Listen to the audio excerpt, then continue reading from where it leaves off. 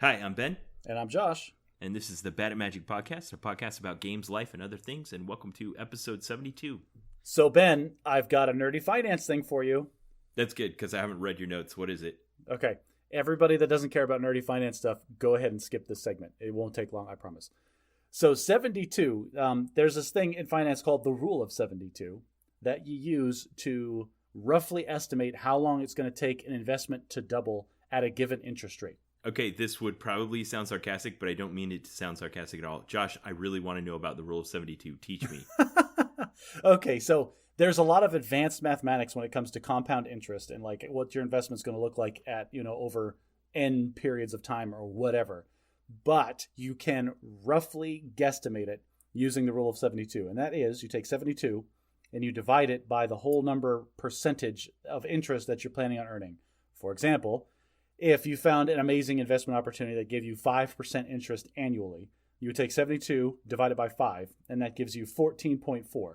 So if you're compounding interest annually, that means it will take 14.4 years to double your investment at that interest rate. Okay.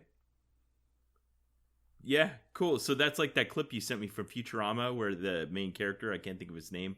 Fry goes to withdraw some money from his bank account and he put it in the 72 cents 400 years ago. That's right. And then he had, quadrillions of dollars because of compounding interest. Yeehaw. Yeah. Awesome. Hey, I wanted to follow up on something I told you about last time. I had mentioned the Boston bombing is an example of crowdsourcing for good.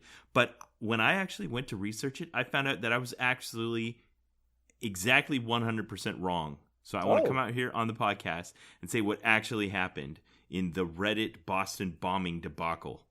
Okay. Well, hit me.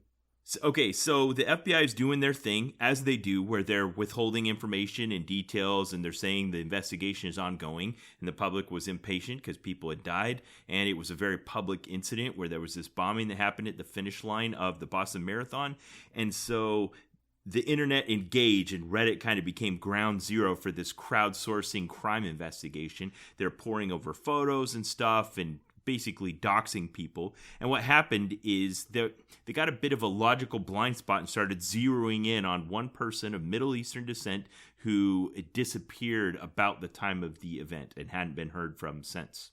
Okay. So this is like a dark combination of fear of the other and groupthink and like a bunch of other different logical fallacies. Yes, exactly. And it turns out after the fact that this guy had committed suicide 2 days before the incident. They found his body a couple of days later, and the groupthink had basically zeroed in on him as the prime suspect when he wasn't even involved. Ugh, so it was actually kind of ugly. I gave that as an example of a good case, and it was actually the opposite. So that's interesting. This is a good opportunity to talk about the difference between when you crowdsource things like this to the internet, then you are prone to these kinds of logical fallacies and mistakes and biases that exist in the public without good public awareness or knowledge of it. Whereas the FBI probably has, I would hope, a much more thorough and comprehensive investigative process that would hopefully try to filter those out.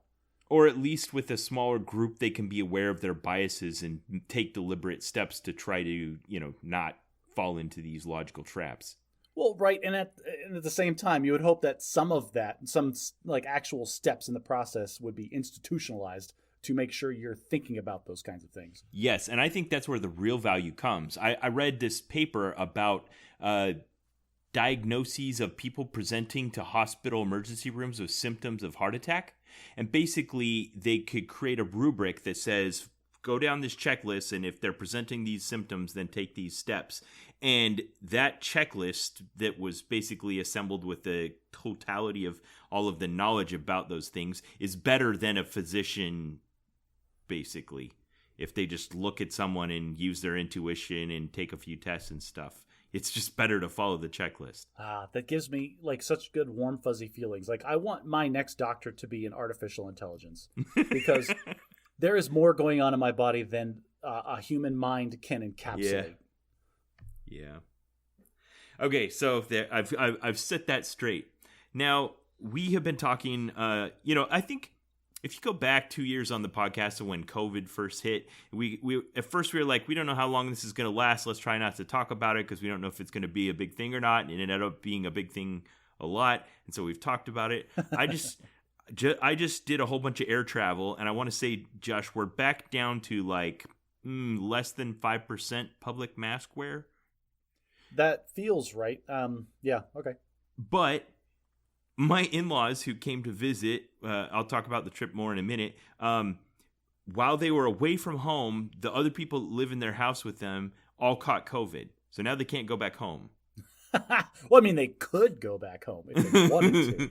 There's just, ramifications there. But they're in their 70s and 80s, so it's probably not a good idea. So what I sent you was an article from The Atlantic called "You Were Right About COVID and Then You Weren't." And I didn't send you this so much as related to my opinion, your opinion about the state of COVID, so much as it was a good example of one of the maxims of the Bad at Magic podcast, which is, if you always want to be right, you have to be willing to change your mind. Oh, I was going to say we always try to be a little less bad at magic, but that's much better. Yeah. So that's what this was about. It was a doctor, and he was writing about how we just took the common knowledge and the things that we knew at the time that the pandemic started to spread, and we were like, why aren't we closing schools? And why aren't we doing it sooner? And why aren't we doing it faster? Because what the things we know about kids is that they tend to spread infectious disease relatively rapidly. It's very dangerous. As far as we know, it can transmit on surface. It increases the risk to old people. We need to hurry up and close schools faster and longer. Okay. And then, at some point, we passed this threshold where we knew enough about how it transmitted. We'd reached a critical mass of immunizations. We had better knowledge about it, and there was starting to be another factor which wasn't weighed in, and that is the mental health of all of the people surrounding it and those impacts. And are they worse than the disease itself?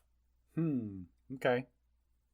So he was talking about the mental health emergencies that were starting to arise surrounding COVID, particularly with young people, teenagers in particular. The ennui of Zoom school, less structure and supervision, the pandemic just seeming to go on forever. And like my daughter that just graduated from high school last year, I mean, she had one normal year of high school. That does kind of suck. High school's great. Yeah. So what the point he was making was that while there were all these things we thought we knew at the beginning that indicated we should close schools, at some point, probably earlier than we thought, there was actually more reasons to reopen them than there were to continue keeping them closed. I mean, that sounds like one of those things that's really easy to Monday night quarterback, especially with... You're right. At the time, it wasn't so clear. Well, and not to mention that we're completely not talking about the opportunity cost of, like, what if we had reopened schools and then another 50,000, 100,000, 200,000 kids caught COVID and died? Like, yeah. What's the trade-off with the mental health benefit? Like, those are unknowables. Suicides, those kinds of the mental. You're right. The mental health toll isn't as easy to see as people actually catching COVID. But this is what I'm saying, though, is it's easy for that guy to come out and say, oh, well, we probably should have reopened school because of all these problems. But we don't know what would have happened if we had taken the path that he recommended. He's assuming, an ideal scenario where, like, the number of deaths was exactly the same as it was as if schools had been open. But we don't know that. I guess. And that's if you're just weighing the toll on human life and death for death. Like, if someone lives and has a mental health crisis, is that better than someone dying? Right. Like, how do you compare those two? Like, it's easy to look back at what actually happened, where we have concrete evidence and data, and say, like, oh, look at all of these negative outcomes that could have been prevented, but we don't know the negative outcomes of the alternate courses of action. Sure. Yeah, I get that Monday morning quarterback thing. I'll put a link to the article. It's a pretty thorough article in the show notes and audience if you want to weigh in, and I'm interested in your opinion. Okay, so last night at 10, almost 11 p.m., I just flew back home from a kind of impromptu trip to Utah. I think I mentioned I was going to be going on it on episode 71, so I'm back. My wife and I spent a week in Utah. A day after we got there, my granddaughter, Riley Mae, was born. Riley Mae Rich, and she's adorable and wonderful, and you are now co-host with the grandpa. Yeah, I have two things to say about this whole thing. Is first, obviously, congratulations to the Rich household. Not you, Ben Rich, the other Rich household that just had the baby. But the second thing is, you texted me that, and buddy, I don't know how to tell you this, but I feel older by proxy. Like, my best friend has grandchildren, and whoa, that hit me harder than it should have. Yeah, wow. Okay, so I want to tell you about the Wheel of Time. What's the thing that it says at the beginning of every Robert Jordan book? There is no beginnings or endings to the Wheel of Time. Or there are stories that become legends, legends fade to myth, and even myth is long forgotten by the time the age that gave it birth comes around again. Yes. Okay, so I want to tell you about the wheel turning here. Okay. So my granddaughter was born in Utah Valley Hospital in Provo, Utah in the year 2022, where my son was born 22 years earlier in the year 1999, where I was born 22 years before that in the year 1977, and my parents were born 22 years before that in the year 1955.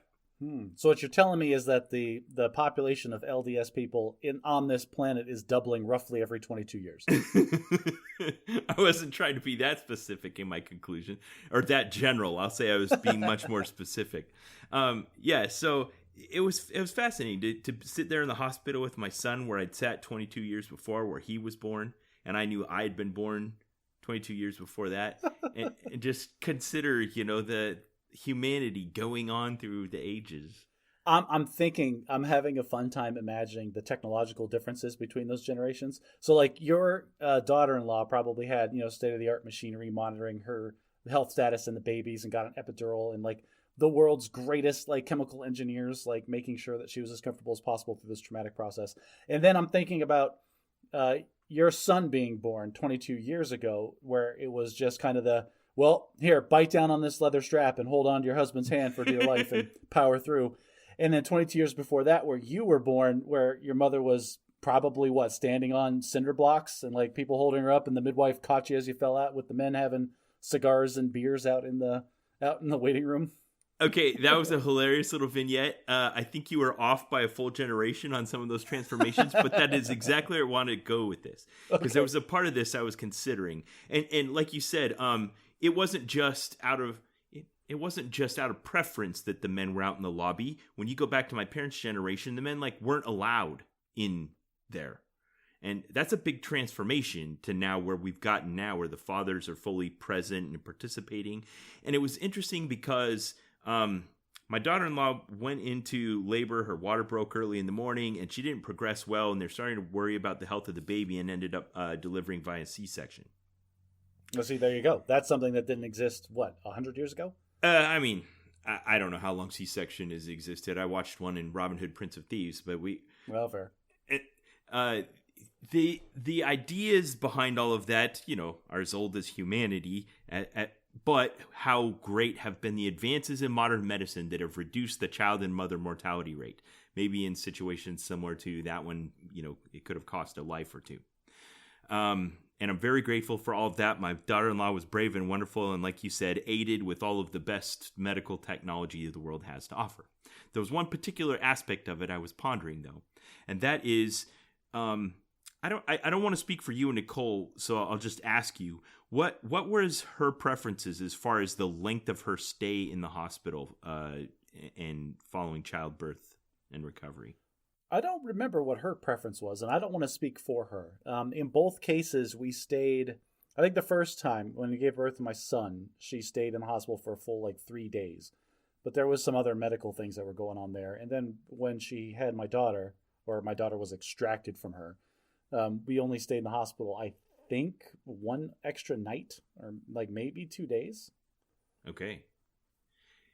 And I assume, yeah. You said you don't know, so I don't want to dig too deep. But for us, the preference was always to get out of the hospital. We didn't find that to be a relaxing or restful place to be.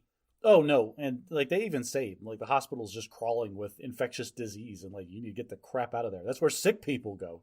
Not just that, but the rigor of the medical profession that's designed in the greatest general sense, unlike an artificial intelligence that can actually adapt to your specific situation. They just got to run their checklist on you, and that checklist includes every eventuality, which means they're coming in there every hour on the hour. They're taking blood tests. They're measuring all of your bodily fluids. They're waking you up. They're checking your blood pressure. They're doing all the things. Wake up. How do you feel? Yes. I feel really tired. Well, you should get some sleep. What are you doing awake? Exactly, just like that. So what I remember, since my wife and I went through this 6 times, was that even after our first one, my wife was already like done with the whole hospital experience. She was like, I want to minimize this in future births. And every time we stayed shorter and shorter, except for the one time we stayed on an Air Force base and they tried to keep us in there. We actually got into a confrontation with the medical professionals. They had a checklist that had a minimum amount of time that you were allowed to stay, and they were not going to let us leave any earlier. But this was our 5th child, and she was born 18 minutes after we arrived at the hospital and was, 10 on her APGAR test. Alicia had no bleeding. Everything was fine, and they were going to try to make us stay for 3 full days. And so we eventually had to leave and sign paperwork that we were doing so against medical advice. Yep. Because they got a CYA, man. That's the whole medical profession. So what I realized, what it was for us, and I can't speak for my parents, is that the medical professionals have this secret bingo card. And on their secret bingo card, they're marking off the things that you're doing as you're doing them. The baby had 2 wet diapers in an hour, and mom's bleeding had reduced to a certain amount, and all those things. But they're keeping it. When we were there, they were keeping it from you. They're not going to let you out of the hospital until you get bingo. But you don't get to see the card. But let me extrapolate here. It sounds like you've had enough experience with the hospital in this scenario that you've reverse engineered this bingo card. Yes. And if you do it, you just tell them, all right, you hold your bingo card there. I'm going to recite to you all the things that we've done, and we're sitting on the edge of our bed with our bags packed. Hey, Doc, let me run a few facts by you, and then you can send the lady in here to check us out. Okay. But what happened is we'd gone to see my daughter-in-law in the hospital. She's like, okay, we're out. We moved into the recovery room. They're going to bring the baby in. Why don't you guys come down and you can meet her? And we were like, great. So we got there. And just as we got there, the head nurse came in to give her the talk. And they had the bingo card up on the wall of her room. Oh. And as the nurse gave her the talk, she was writing on the bingo card. All right, what's your name? Okay, who's going to be the main caregiver? Oh, the father. Okay, and we'll write his name here, and he's the one that can go get the baby out of the nursery besides you, and here are the things that happened. Here are the things that still remain to be done. What are your goals? And then she said what her goals were, and they wrote that up there, and it was all on the bingo card on the wall, and they left the room, and I was sitting there marveling at the innovation of that, of turning the patient into a partner instead of an adversary. Oh. I mean, that seems like it should have been that way the first time. Right? And I was so happy about it. I was like, this is great. Here are all the things you need to do to get out of this hospital. And my daughter-in-law got really impatient with all the same things as we did for the same reason, but she was happy to have the bingo card there on the wall so that she could check everything off and get out. Well, and it probably, with like them being transparent that way, it felt a lot less like you guys versus the bureaucracy of the medical profession, and a lot more like these are the processes that we all as a team need to get through. Right. Exactly. It's like sitting on the same side of the table. It's like, all right, we're going to attack this problem together. These are all the things we got to do. Let's go team. As opposed to... Yeah, that's probably a lot less adversarial too. Like you're not blaming the doctors or the nurses for holding you there. I'll never forget, I gotten so mad with my 5th child, Russia, when she was born. I gotten so mad at the doctors that were telling us we couldn't leave that my wife finally says, you're going to cause a problem. You need to go. So she sent me outside, and then she said, while I was gone, the nurse came back in, and what happened was she said, all right, we are going to take our child, and we're going to leave this hospital. And the nurse looked at her and said, and I think it's the adversarial thing, if you take your child and you leave this hospital and something goes wrong, then you won't get treatment when you come back. Okay, that's a complete load of crap.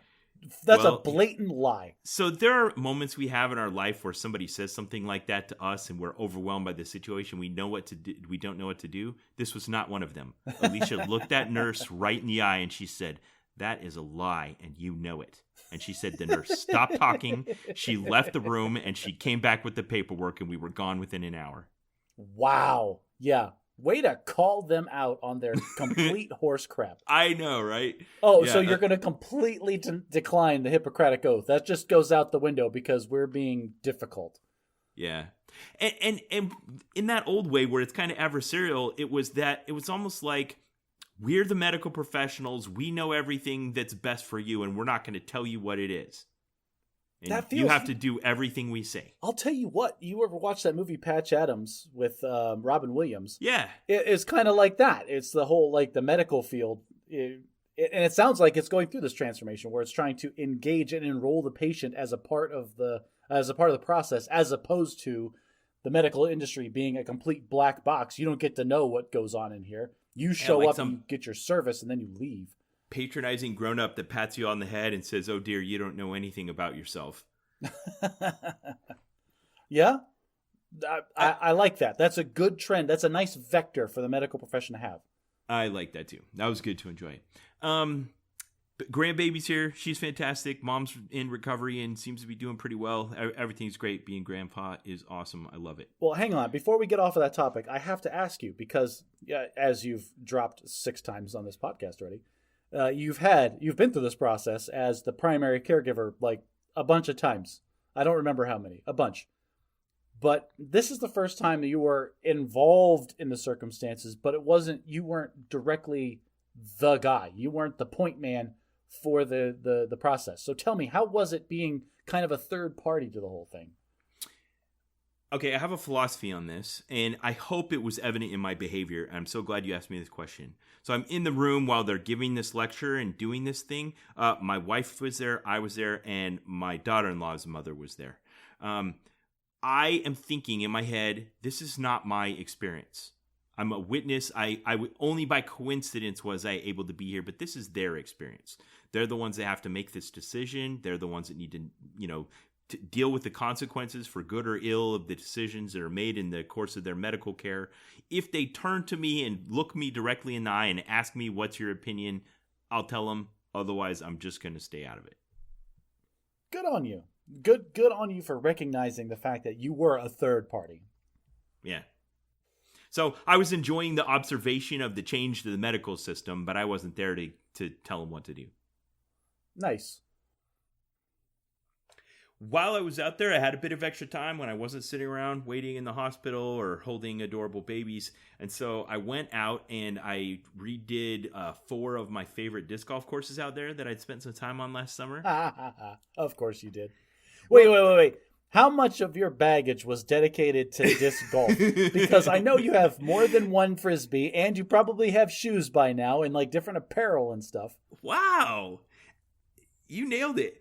Okay, so I have a very specific answer to this question because on the way home, my wife threw away her suitcase and stuffed all of her stuff in my case, and we put it on the scale, and they're like, "We're sorry, you can't take this bag. It's 7 pounds too heavy." So I took out my disc golf bag, and it weighed 49 pounds. So I have exactly 8 pounds worth of disc golf gear I took with me. Awesome. Which is about as much of a gallon of milk. So it's a reduced set. I took a reduced set with me. It's like my traveling golf club. So I went to these courses that I'd done, and I had a very specific goal in mind. I was going to go out and just do a practice round where I was counting all my strokes, doing the best I could, and then compare that to my scores from the last time I'd done those same courses a year ago. Back when you were still an amateur and you were out there with like a $5 Frisbee from Walmart. Boy, howdy, I showed up with the proper gear this time. I'm going to destroy this course. It wasn't the equipment I was concerned about at all. It was my knowledge and experience. So I was really testing it from the perspective of like, okay, I'm doing the same course a year later. I put in a year's worth of dedicated practice. Has it made any difference whatsoever? No improvement whatsoever at all. No.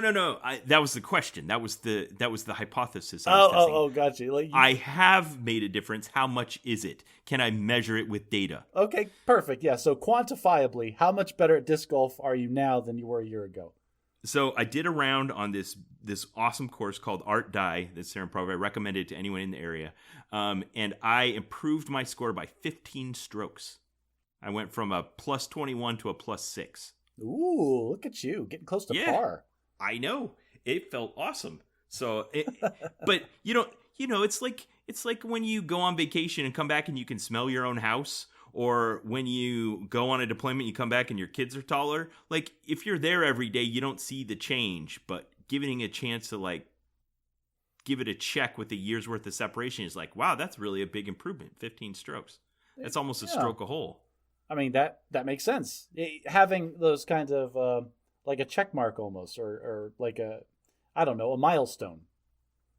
So what's something in your life that you kind of measure like that you wouldn't necessarily know if you improved or not?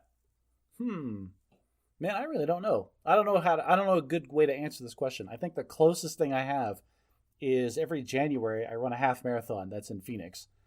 But I don't run that far ever before that. And so I have an idea of the time I'm shooting for, but I don't know what it's going to be or how I'm going to feel on that given day.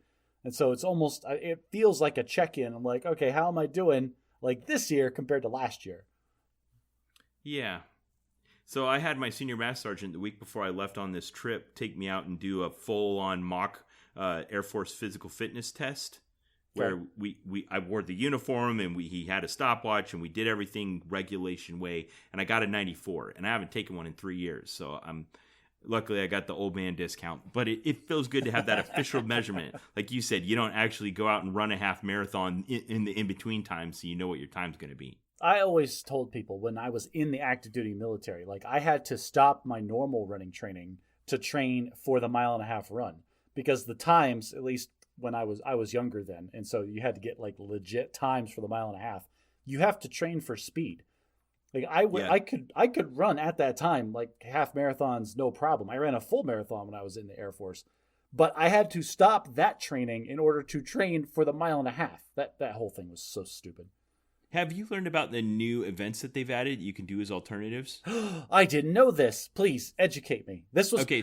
Hang on. Before you say anything, this was a sticking point, and I probably told you about this like years and years ago. I was always like talking about how Air Force always has problems with their physical fitness test, and I said, you know what would be way better served is if they stopped doing individual, like this is the event that we will use to measure this specific type of fitness, and open it up and give you different options. Like, if you wanted to have an endurance test, I would always say, like, you should have a 1.5 mile run, or a 5 mile run, or a 250-meter swim. If you want to test physical strength, which they do with, like, push-ups and sit-ups, they'll still have the push-ups and sit-ups, or do, like, a max squat press or something, like some other options to just measure the same things. Did they finally take my advice? Yes, it's exactly as you say. There, for each of the 3 major components, there are at least 2 ways to measure it, and you can choose which one you want to do. Everyone in the active duty Air Force right now, you're welcome. This was my idea. I gave it to the military for free. You can send me thank you cards. You won't even let me take credit for my son being good at magic. No, hang on a second. You can't take credit for the good work that other people do. I'm taking credit for the idea that I had that got implemented. Totally on me. Did you ever even like write it on a piece of paper and put it in a suggestion box? Oh, no, because those suggestion boxes like slide right into the paper shredder on the other side. Okay. So for the upper body strength portion, of course, you can do 1 minute worth of push-ups, and now it's in 5-year increments what the minimum and maximum point values are, up to 10 points out of 100. So you could do the traditional 1 minute push-ups, or you can do what are I forget what they call it. It's like hand release push-ups, where basically you lower yourself all the way to the ground, and then you lift your hands up off the ground and do another one, and they give you 2 minutes. That's weird. Okay, so you like lay on the ground and then... Okay, is it the same number of push-ups that you have to do? I think the numbers are similar. I haven't looked at them across all age groups and stuff like that, but now you have 2 minutes instead of 1, and you actually lift your hands off. But it's still just a body weight check on your upper body strength. Huh, okay. For the abdominal core strength, they've also added, I think, like a leg lift kind of thing you can do instead of crunches. Oh, okay. And then there's the run. There's also a walk, and then a walk. It's a walk. They test your heart rate when you're walking at a high rate of speed, or you can do now the same as the British have for theirs, which is like shuttle runs. Oh, like a back and forth sprint thing. Yeah, but what you do is there's a clock going, kind of like a metronome, and you have to get to the other line before the next beep. Okay. And it starts out slow and progressively gets faster and faster and faster. And then the last time you're able to do it successfully without missing 3 times in a row is your high score. And that's whatever the minimum is. Huh. Interesting. Okay. Well, good on the Air Force for being a little more flexible. The Air Force always tries to pride itself on its flexibility and then is so super inflexible about everything all the time. Yeah, and the tasks change over time. I mean, really, if you want to get back to the fundamental of it, it's like, why are we doing this? Is it just image? No, it isn't just image. We actually believe that there is a reason that if we were in combat, you need to be carrying a certain amount of gear, a certain length, or you'd have to rescue a buddy, or you'd have to run a certain distance. And if you're unable to do those things, then you would be unfit to fight. That's the party line, but it's total crap. We are not the Army. When we deploy, if you're not a fighter pilot, then you're doing the same job downrange. You're sitting at a desk, most likely, pushing paper from one place to another. Josh, but you and I both did deployments and did Army jobs. Well, that's because I was in an Army billet. Same.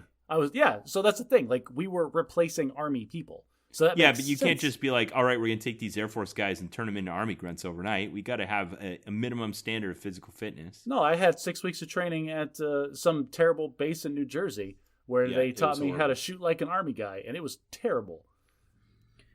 Yeah, well, the Army's kind of gone a whole other way with this, and that's that they've created this physical fitness test that instead of just being a choice of a few core indicators, they've turned it into everything. They've got this multi-point physical fitness test where you're carrying heavy things and throwing things and dragging things. Again, that makes sense because as an Army grunt, you're expected to do that stuff. That is actually part of your job. I think that the question that's being asked and the Air Force is trying to answer is, can you reduce the totality of the requirement down into a few small core components that can be measured? There's 100 ways to skin that cat. I'm a firm believer in like you're talking about what they did with the whole assessing the total thing. Always take a step back and what is the actual requirement here, and what are we trying to encourage people to be in shape for? I don't know. There's a bunch of ways to do it, but it sounds like just adding the flexibility. Again, you're welcome, everyone. That was my idea, just so that way people can people are fit in different ways. There's the guy that goes to the gym and is a total, weightlifting buff. The guy is huge and shredded, but he will always fail the waist measurement test because even if he's only got 2% body fat, he's just enormous. That's not fair to him. But I've also had friends that really bulk up in weight and strength, but don't have very good endurance. But that doesn't mean that they're out of shape, though. And right. Are you going to need to run for your life for multiple miles at a time? Or do you just need to not keel over from a heart attack? What's the real measure here? Is it you need to be physically fit, or you just need to have a cholesterol level that's not going to put you in a cardiac arrest if you get stressed out? Okay, I want to challenge the ideal you just presented, and that is that the flexibility should include the ability to be I think some parts of the overall fitness are more important than others, and I can focus more on those rather than just a general overall thing. And I don't necessarily agree with that. Would you say, you see on ESPN, those contests, the world's strongest man, where these guys are lifting 800-pound boulders and putting them up on pedestals and stuff. Would you say that those guys are any less fit than a marathon runner? No, and to answer that question, I don't think you caught it. They took the waist measurement portion out completely. There is no longer a component of the physical fitness test that's a waist measurement. I am aware of that, but this is what I'm pushing, is that the way that you set up the PT test is going to define how people, what kind of shape you want your people to be in.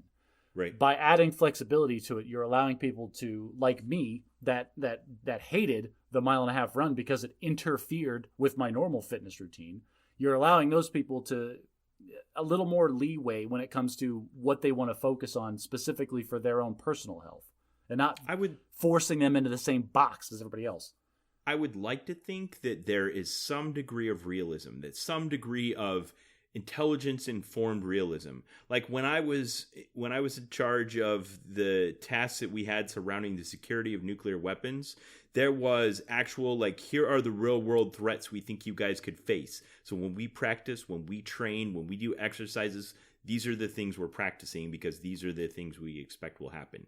Now, when you look at the totality of the force and say, all right, everyone in basic training, this is the test you're going to take throughout your career, how do you come up with something that meets the needs of all of the potentially most rigorous physical tasks you could face, or like you said, the other career fields and ideas where it's not that much at all? Like if you're a pararescue, a special forces guy, where you could be down behind enemy lines and fighting and running and dragging injured people and, you know, jumping out of helicopters and stuff, it's pretty high. Whereas if you're a cyber guy who never leaves the wire, it's not that high at all.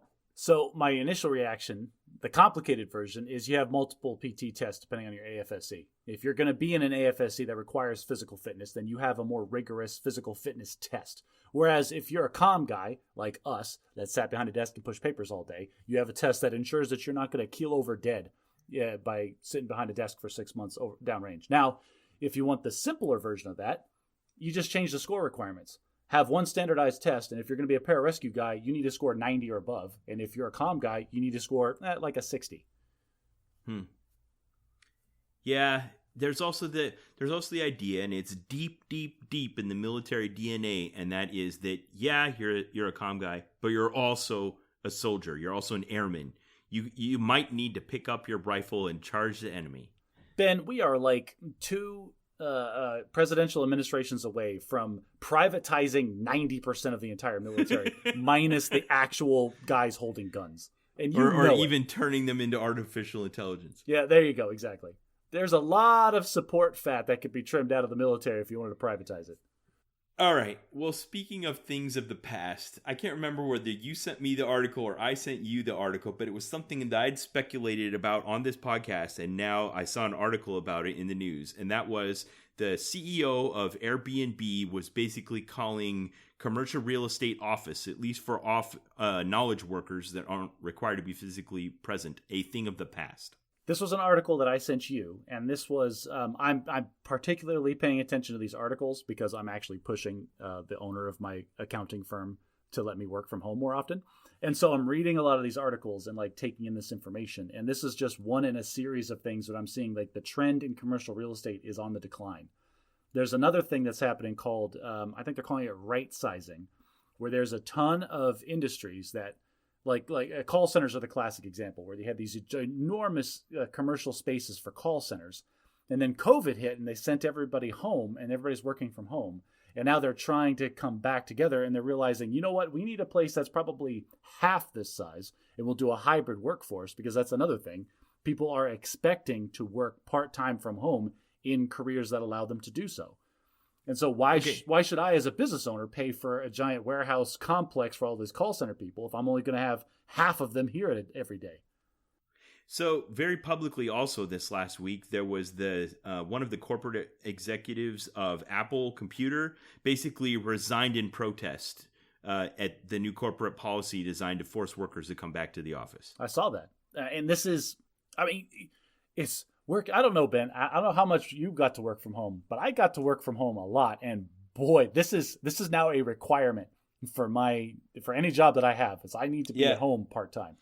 Yeah, it's amazing how there was a thing that we used to just utterly take for granted. Like if you have a job, you're required to come into the office. And in order to come into the office, you have to own a car or have access to some kind of transportation that you pay for yourself. And that involves a commute that comes out of your free time. Like you don't get to take that out of your work time. And that is just overhead that you must bear in order to have this job. And no one questioned it. No one tried to negotiate it away or find ways to minimize it other than maybe living closer to work. Man, and I'll tell you, and you're right. And this event that happened, and it forced us to adapt and forced us, the people that could, to work from home for that amount of time. And Ben, I'm the metrics guy. You got your life back. Oh, it was so great. And not only that, but I'm the metrics guy in our office. I'm the one that takes the time cards, and I can pull the reports and see what everybody's doing with their time. And we didn't lose, in my tiny little firm, we didn't lose any productivity. In fact, there's evidence that suggests in some ways we were more productive when we worked from home than when we were in the office. And I don't know, how long's your commute?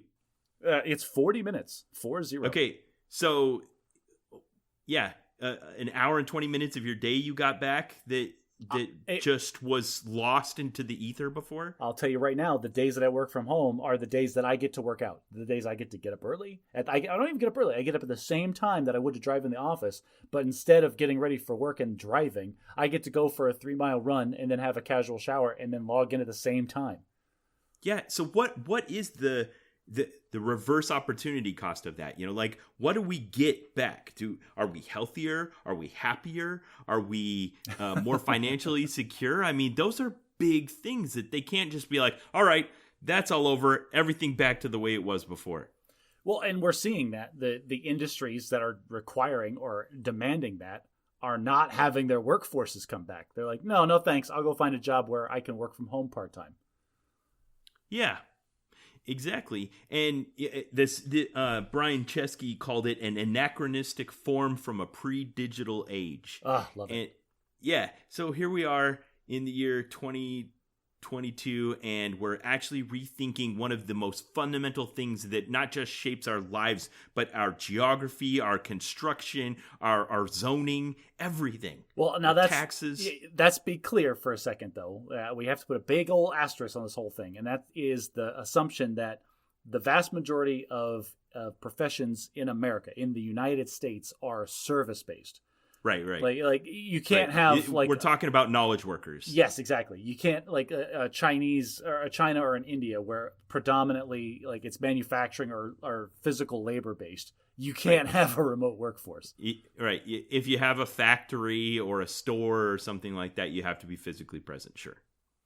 But again, we're in the U.S. and we're just a couple of middle-aged white guys, so we're going to go ahead and talk about like how awesome it is to be a middle-aged white guy right now.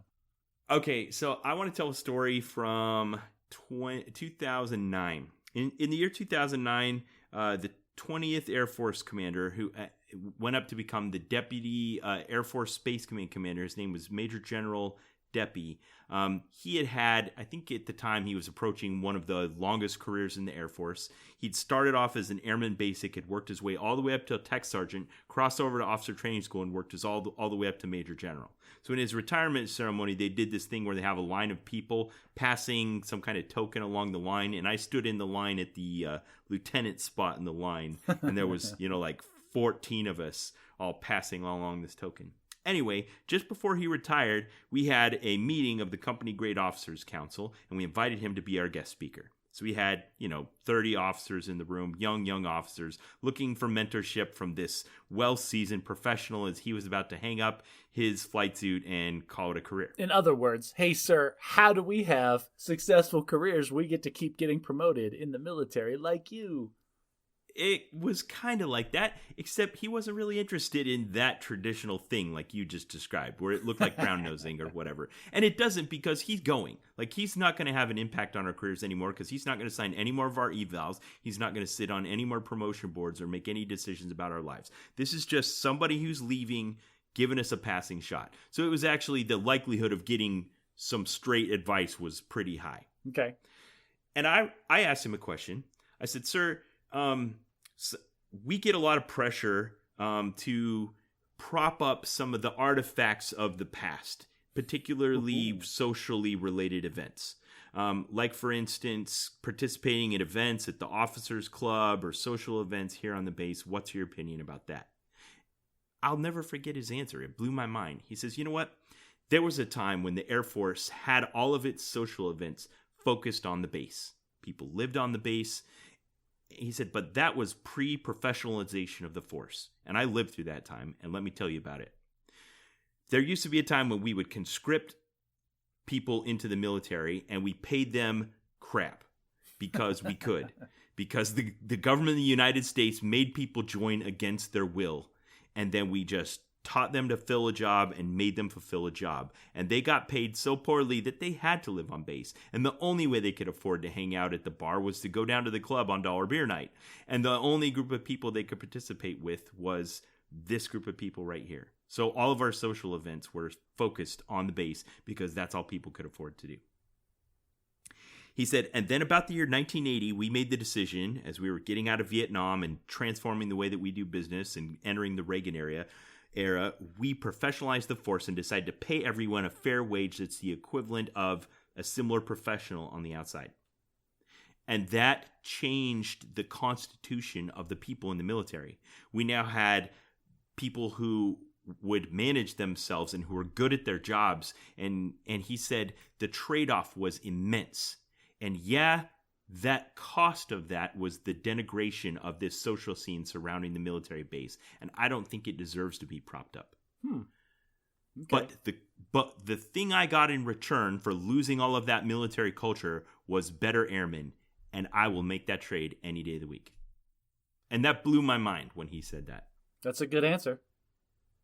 I know. I was surprised how straight shooting he was. But that to me is the same thing we're facing right now with this trade-off for kind of what, okay, the whole world is coming down around our ears. We're not going to have commercial real estate for knowledge workers anymore. What does that mean? Should we try to prop up traditional office environments because that's all we know? Or should we charge boldly into the future and work from home? Well, and this is kind of like what we talked about the last episode with the self-checkout at the grocery store. It's a trade-off. Yeah. It's like, how much does it cost me to have a full-time person that just checks out groceries versus how much am I going to lose for shoplifting when people are checking their own groceries out? That's kind of the trade-off that we're making here is how much productivity am I going to lose by not having my people like under my thumb where I can watch them not sit on YouTube all day versus how much do I pay to keep the lights on this enormous commercial space? And air condition it and own the real estate. And the property management, the landscaping and repainting it every however many years and the maintenance and unclogging the bathroom because Charlie can't stop eating Chipotle for lunch. Like all these problems just go away. Yeah, you're right. And I think there are some businesses that are well suited and will find this as an opportunity to do something pioneering that transforms the world as we know it. And maybe it will mean the demise of big cities like I've predicted on this podcast. Man, I'll tell you what, like listeners, it's going to be episode like 580 when Ben's going to declare victory. Like, I predicted this back when COVID was a thing. There's not going to be big cities. We're all going to be living in the suburbs. Yeah. All right, I have put a placeholder in for this, and I'll give you a chance to take it or decline it unless you put this in here, to have a segment where we talk about our social interactions. Okay, so this was not a heated, but like an engaging conversation that you and I had via text message. And there was a sliver of it, like of this enormous pie of conversation we had, there was this piece of crust that I'm like, that's probably something we could talk about that I don't mind other people listening to. Okay. And this idea was somebody in the comments, if I remember the genesis of this whole thing correctly, somebody in the comments on one of our platforms, either the Reddit or the Facebook page or wherever, had made a comment that sparked you to ask me a comment that warranted a response, and it turned into this big thing. And the idea was that whenever we talk about stuff that gets a little cagey, that gets a little political, or gets a little, I don't know. I feel like I'm a little more sensitive to topics that might offend people. And I always get a little cagey when we start talking about like hardcore religious stuff. And there's a reason for it, and that was the kind of the conversation that we had. And I don't know if you want to pick it up from here. It's the conventional wisdom, right? Like, if you want to have a polite conversation, the third rails you should never touch are religion and politics, right? And money. Money, religion, and politics. Yeah. So I think that's an oversimplification of it. I think especially in something like a long-term relationship like yours and mine, where we know and trust each other, that people might actually come to the Bad at Magic podcast to hear us take on some of those kind of hard things. Okay. And even in a relationship as long-lasting as ours, there are still issues where there's a little bit of friction or uncertainty or maybe even mistrust surrounding them. Not always warranted. No, of course, not always warranted. And that's why I'm willing to engage you on this one, because I'm the one that's kind of, it's funny because you're the hardcore religious one. I'm not, but I'm the one that puts up walls when we start talking about it. Right. So if nothing else, I spent 2 years as a full-time missionary. What was my job from the time I woke up in the morning till the time I went to bed at night to talk to people about religion. So any discomfort I may have had at some point in the past long since died an early death. You, on the other hand, grew up in a house where you didn't have a lot of early exposure to religion, and then you kind of had a rough experience at the Air Force Academy, and so it's always been a bit touchy for you, and you've just found it a safer place to live where you just don't. Right. For the longest time, I was professed atheist, and I feel like I'm more in the agnostic spectrum right now. But I don't know. I don't want to put a label on whatever weird thoughts that I have at the moment. Okay, I'm already going to start trying to make you uncomfortable. My perception of that change from you as a professed atheist to an agnostic was simply a pragmatic one for the utility of it, and not because of a change in your beliefs. Ooh, man, right to the heart of things. So that's honestly a really good observation. I categorize it that I'm not going to decline what you said. Like, that is probably true. Now, it was not a conscious one, though. Looking back, subconsciously, yeah, that probably did factor into it, because it's a lot easier to tell somebody that you don't. Oh, I'm just on. I don't really know. It's to each their own. Whereas atheism is a very hard stance. It's confrontational. Yeah. If you're just saying that, that's the thing. It's like just saying that to somebody it feels like it can be a confrontation. And the other part, the part that I tell myself, this is the story that I tell myself, whether it's right or wrong, is I made that switch because, again, the atheism is a very confrontational thing, and I don't know, man. I don't know. There's things out there that are beyond human comprehension, and if I want to have that thought and that fact exist in my head, then it doesn't reconcile with the idea that then I can completely disprove the existence of something that I can't see or touch. That was one of my favorite things about the first Doctor Strange movie, about how, he went to Kamar-Taj in search of maybe some healing technique that would fit within the realm of things he understood. And then when he found out it was outside of that realm, he started to reject it. And the ancient one was like, what? Like, you think you know so much that there's this other thing and you just can't possibly believe it? Right. And so, yeah, honestly, kind of like that is by saying and declaring that I am atheist and there's nothing you can do to change that, that's me putting myself in a box. That's me like immediately throwing out or rejecting any information that doesn't fit into that little sector. And so, like, I can't, like you just said earlier in this podcast, if I want to always be right, I have to always be willing to change my mind, which means inherently I have to be more open-minded than I was being. Now, I do recognize, I think, the general positive utility of avoiding discussions about religion. Like, for the most part, it's not necessary to talk about in routine daily life, and you're just less likely to end up down some hopeless dead end or where things are getting tense and there's no way out if you just avoid it altogether. Yeah, so, and that kind of goes back to what you're drawing, like making this calculus in my head is, I can recall specific instances in my past where people will come to talk to me, or we'll be friends, or people that I've known and we're good acquaintances or whatever. And I have had many good social interactions with these people. And then they'll ask me about faith. And then everything crashes and burns. And not necessarily because I'm rejecting them. And it's not because I get confrontational or tell them you're wrong and like there's no way that we can be friends now. It was equally the other way around. It was people look at me different when I would tell them that. And because like you're talking about, like your whole life, there's a huge portion of your existence that is built around your faith and your beliefs and these practices and this culture. And to find somebody that doesn't have any of that and almost rejects it out of hand, like it shifts the dynamic entirely. I remember multiple first dates. Like, I'm a 20-something kid. I'm out there trying to get with the ladies like you do. And I remember multiple first dates crashing and burning so hard when it came to that question. Huh. What form would the question take? I couldn't tell you specifically how it brought up because I'm never the person bringing it up. But okay, let me do my best. So do you go to church? Oh no, I don't actually.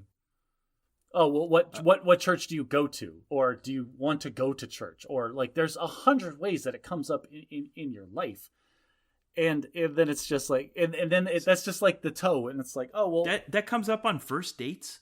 It can, and it did frequently.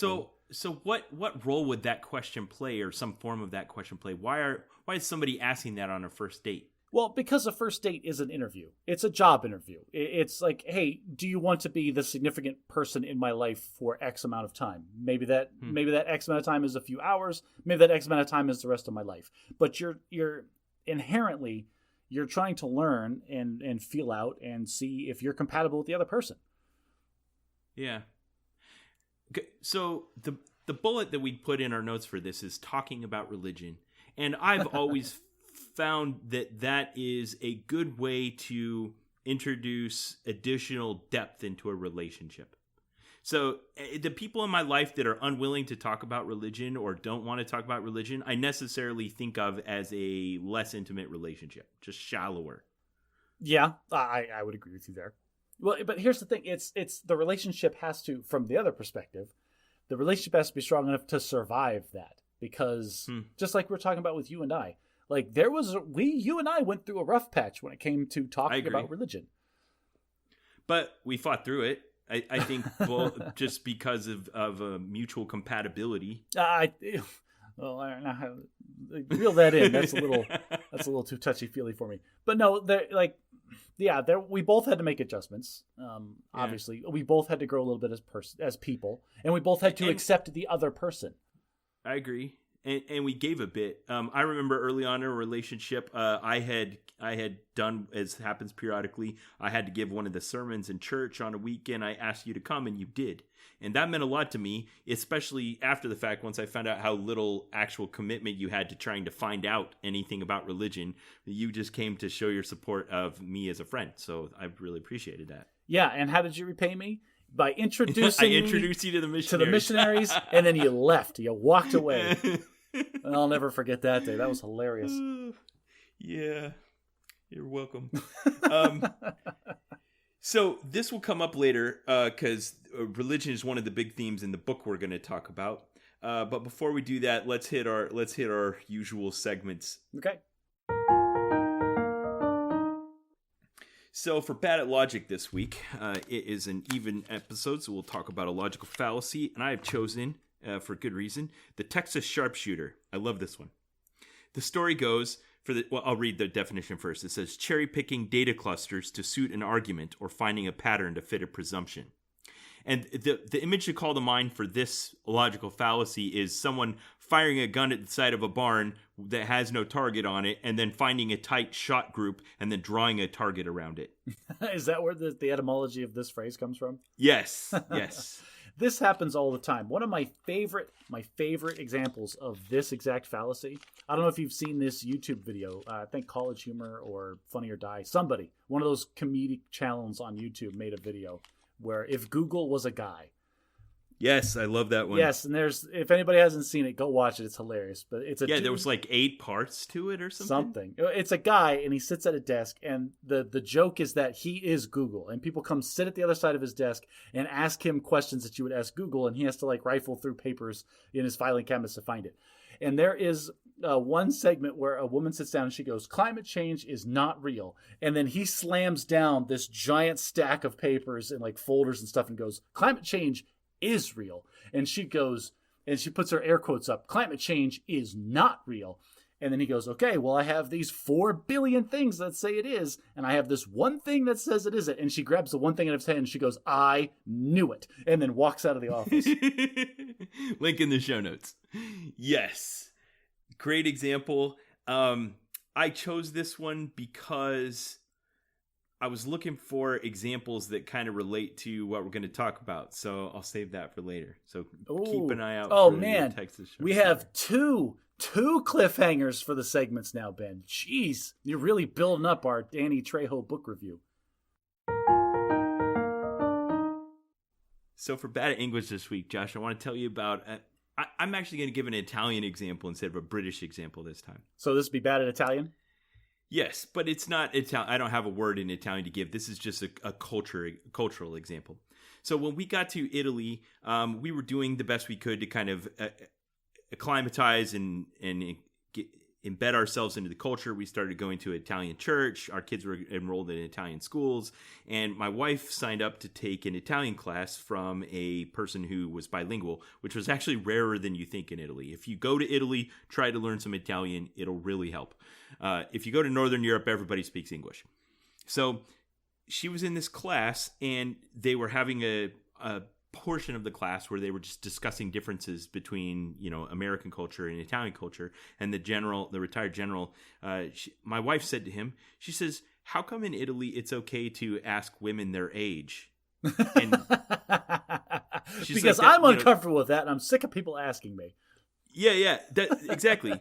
and he did what I've seen multiple times where Italians are blind to their own culture. And he goes, "What? Who did that? No one does that. Italians do not ask people their age." You liar. And she and she goes, "Well, it usually happens when I tell people how many children I have." And he goes, How many children do you have?" And she goes, 6. And he goes, "What? How old are you?"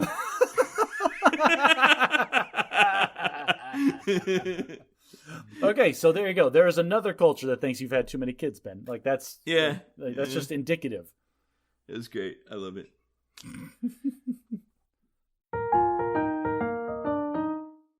All right, it's time for Board Game Survivor. Josh, you and I both played a new game this week. Why don't you go first? All right, sweet. So, this was a classic win for the gaming industry. And so what happened was, my daughter went to her cousin's house for a sleepover, for an all-girls sleepover, and they did super girly stuff. I've got pictures of her with like the face peels and the cucumbers in the eyes, the whole bit.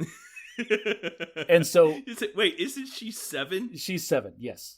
But that doesn't mean you can't have like a spa night with the girls. Apparently, I don't know. It's a girl thing. I don't know.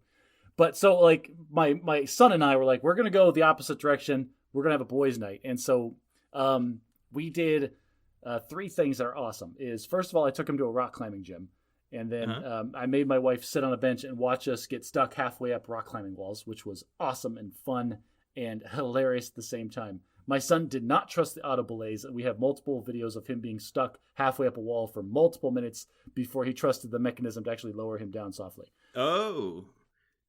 But he had a good time, and we'll do it again. Like it was okay. Good. You didn't just introduce trauma. No, it wasn't just traumatic. It was funny. After that, we went to Buffalo Wild Wings because we wanted to challenge ourselves with stupid spicy food. My wife has a before and after picture where before we were excited and after we were regretful. Well, okay, so Buffalo Wild Wings has like 18 different spices, and they kind of put them in a hierarchical chart of which are the most spicy. How high did you go? You didn't go to all the way to the top. No, we didn't go extreme because we were adventurous but not stupid. So my son got classic medium. I got classic hot and Asian zing. The hot was to challenge me. The zing is because that's my favorite flavor. But we were both suffering by the end, so that's a win. All right. And then the last thing that we did is we went to our local game store.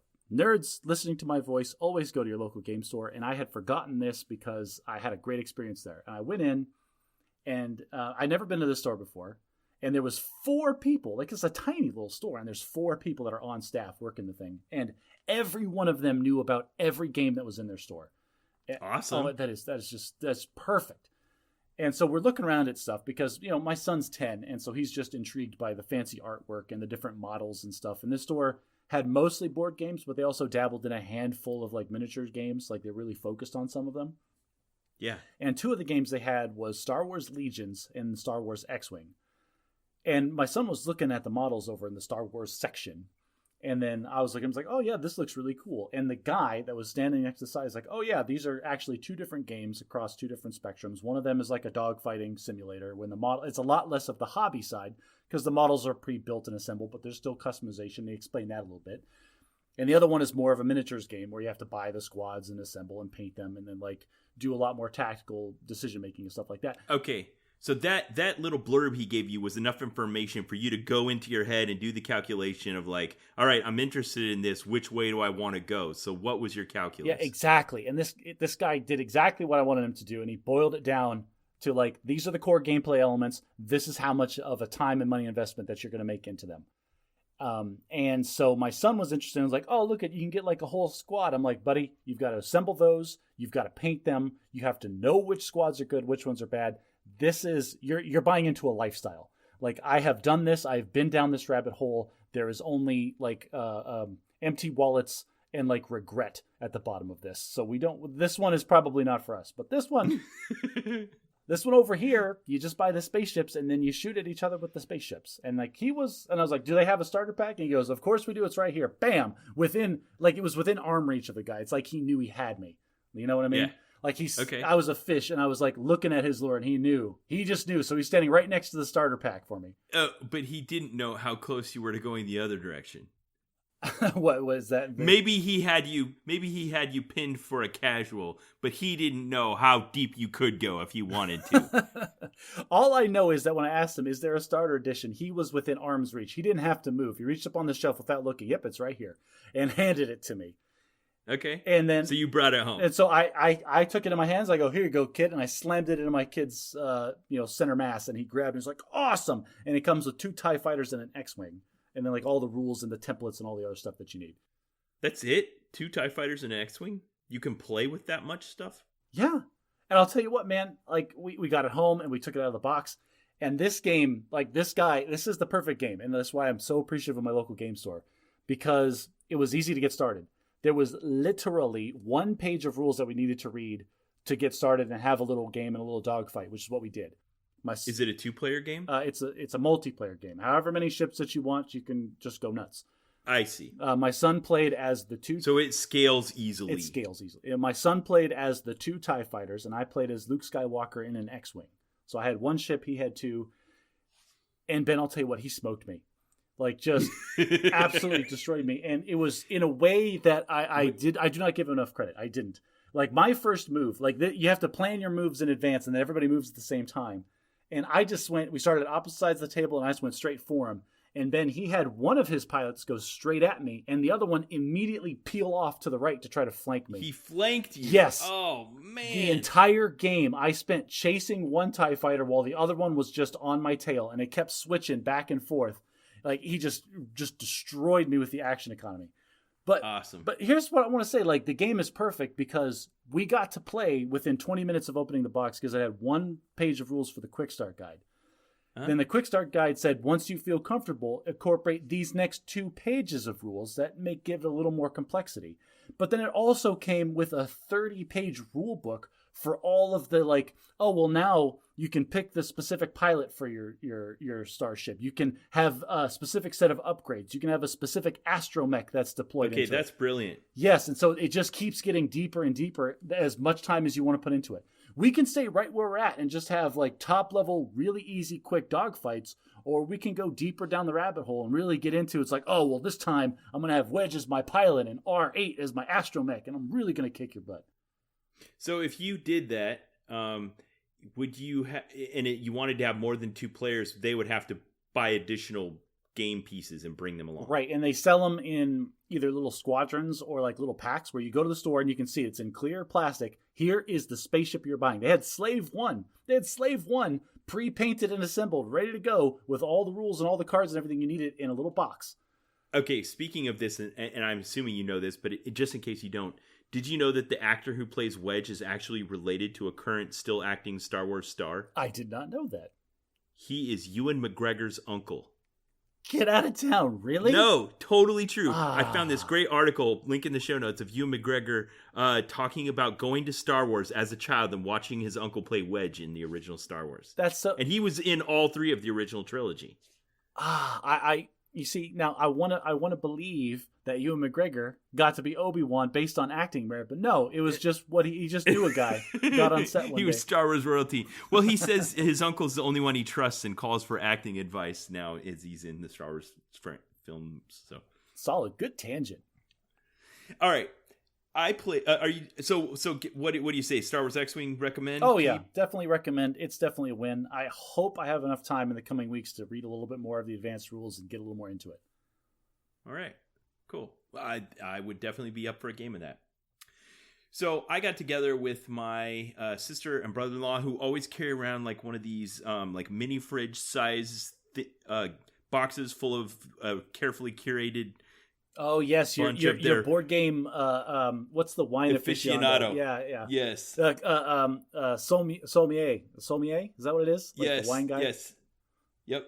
So he does that. So they came around this week while we were in Utah and to see us, which I love. I'm always glad to see them. And they had a bunch of games. And so I tried one called Bang, the dice game. Now, Bang is like a card game that's kind of Old West theme. I played it before. I don't remember much about it. But Bang, the dice game is much more like Yahtzee, where you just have some dice with some themed things on them, and you get to roll them 3 times and choose how many you're going to re-roll and that kind of thing. The very familiar Yahtzee mechanic that you can just build on. And what that gives you is just a really low barrier to entry. So the game is like less than 15 minutes. You can play with 3 players. You can play with 8 players. What they also layered onto it is like a secret identity game. Like somebody is the sheriff and somebody's an outlaw and some people are just regular. Some guys are deputies and you don't know. You have to kind of discern it by the way they're behaving. Okay. But it's a gunfight, so even the random bystanders will jump in because why not? Exactly. So you have a character that has things he's skilled at, and there's additional layers you can see here. And you have hit points, but then you also have a secret identity that's independent of that. It was a good time. I already love the headcanon where it sounds like this game starts off with a bunch of people that don't know each other in a Mexican standoff somehow. Yes, exactly. That's the way it plays. Now, this set, I don't know where my brother-in-law got it, but I think the game designer was Italian, and they do have a bit of a thing for Westerns. So the cards were both in English and Italian, which I also enjoyed. So Bang the Dice game, thumbs up. Definitely recommend that one.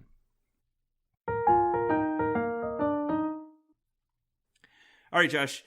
Several weeks ago, you and I agreed together to take a recommendation from one of our listeners and read a book. The book is Trejo, My Life of Crime, Redemption in Hollywood by Danny Trejo. It was published in 2020. He's still alive today. I have to start off by giving the strongest possible content warning. You didn't know this last time I said it. Would you concur? Oh, absolutely. Like, if you are offended by people saying the F word, this guy's going to say the F word at least 5 times a minute. Yeah, it was probably a new record. And it's not just the F word. There's also just some really, I mean, there's prison violence, there's drug abuse, there's sexual assault in every flavor. Yeah, he lived a life of crime. So everything that's associated with that, all of the worst parts of Breaking Bad, like this guy talked about. Yeah.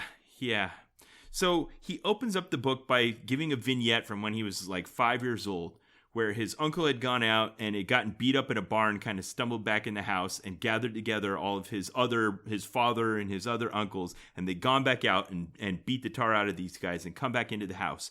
And they're sitting there in the living room, and his grandmother is making him recite the Lord's Prayer over and over, while his grandfather stomps around the kitchen and glorifies the violence. My boys are the toughest boys there are. I'm so proud of my boys. They went out and beat these guys up, and they relived everything. And as a 5-year-old, that just sunk deep into his psyche. And the part of it he was getting was, at least not immediately, was not the Lord's Prayer. No, not at all. Not like, yeah, Grandma, you're fooling yourself. Like, I want to be doing what the men are doing. Yes, and then he kind of says forebodingly, the way good books do. Before, in the next decade, every single person in this house would do time in jail. Yep. Every male person in this house was going to jail. Yeah. And he kind of starts to lay out this picture a little bit at a time. He's tried marijuana at age 9. He was doing heroin by 12.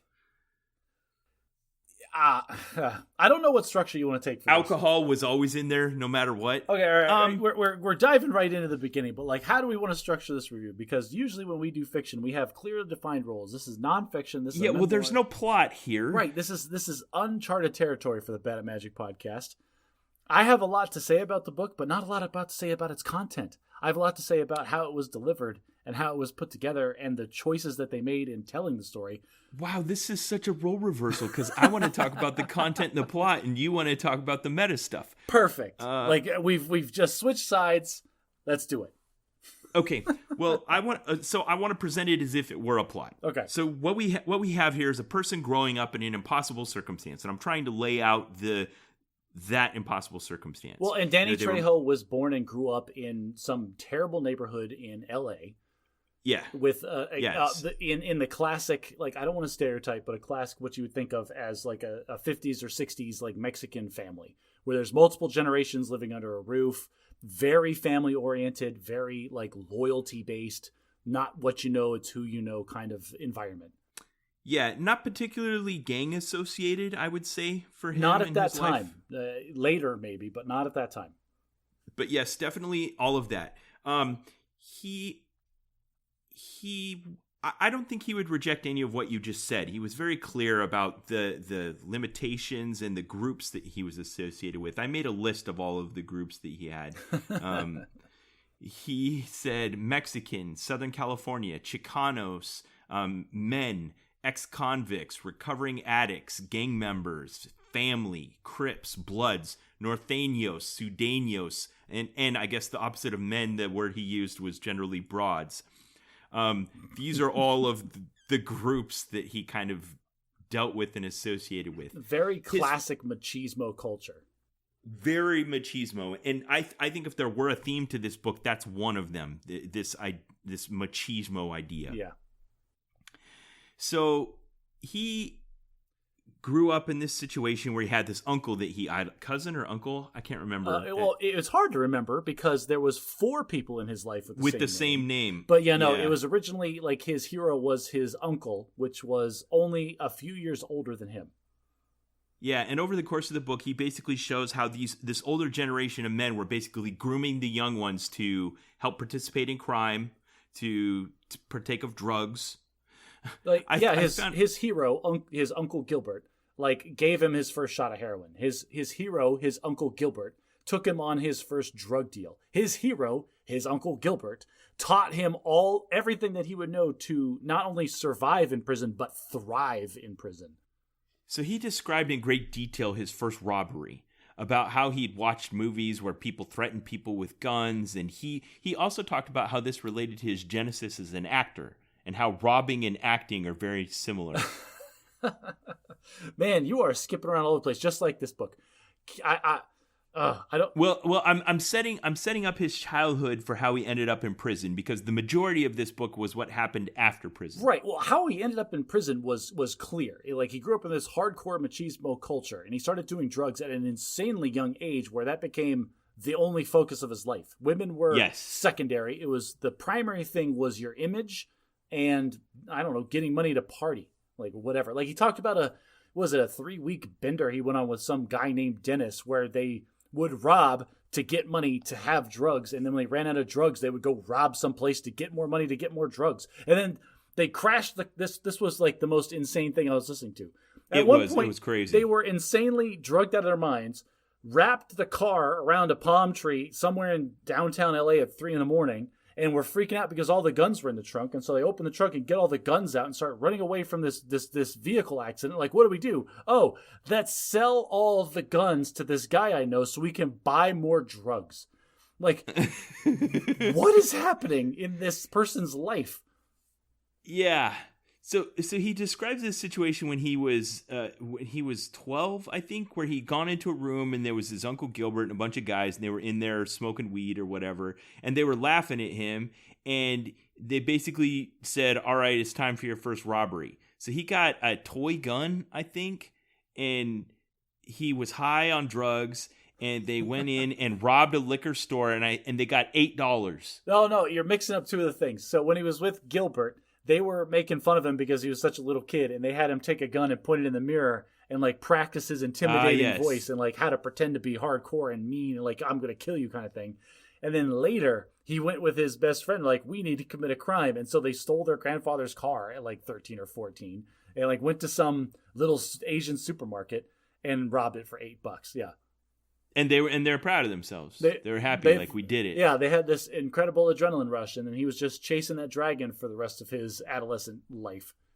And then he said, kind of in retrospect, looking back on that, he says, people that end up in jail for doing those kinds of things that say, I never meant to hurt anyone, that's a lie.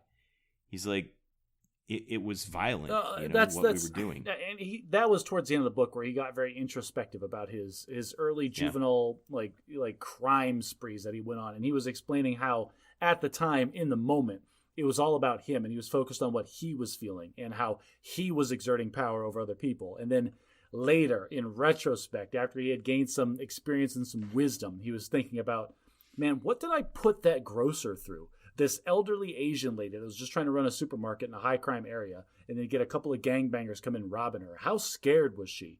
Like, did she think this was going to be her last day on Earth? And it was just me and my friend getting kicks for $8.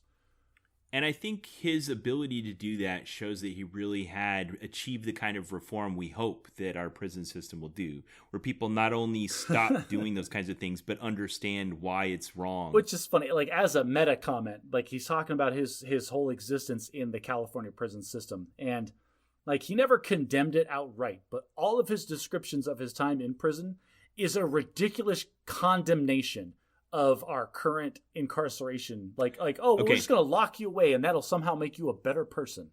Okay, so he gets to that pretty fast, so let's go there. So he kind of just wets your whistle for what he's going to tease you with later on flashbacks, but he's like, all right, I obviously came from the kind of thing where I was on rails headed to prison, and I ended up there. And he was in San Quentin, he was in, I can't even remember the name of all the... He talks about San Quentin a lot. It sounds like San Quentin, like if you've been to San Quentin, that's like a badge of honor. It's almost a medal you wear around. Like, oh, he was that's a legit Folsom, which is where Folsom Prison, which is where Johnny Cash did his famous concert from. Soledad also seemed to be one that was a bit traumatic for him. So I think he ended up there after the bender he'd gone on with his buddy, where like they'd done a bunch of robbery and drugs and stuff, and they'd buried some guns, and they both got apprehended, and basically his buddy ratted him out. And that's how he ended up in prison, and he ended up getting transferred around from prison to prison. So then he spends maybe 4 or 5 chapters just talking about the prison experience, and it was harrowing. Well, it was harrowing. And let's be clear: Danny Trejo didn't like sit in his cell and do his time quietly and do everything he could to just like better himself and then get out. No, he didn't. He was transferred to multiple prisons, and he was like increasing severity because he would constantly find himself as almost a mover or a shaker, like a guy that could get stuff done. At one point, he was the one that was importing all of the contraband drugs and then selling them out to the inmates. He was running protection rings. He had this, like, told the story in like a really funny way, and it was like you're laughing at it while he's telling it, and at the same time, you're like, holy crap, this is what people do to each other. Where like new people would come into the prison, and he had paid like 4 or 5 of the buffest guys to come into the shower with the new guy, like as if they were going to sexually assault this person. And then he would come, like, shoo them all out and then have the new person pay him for protection from the guys he hired.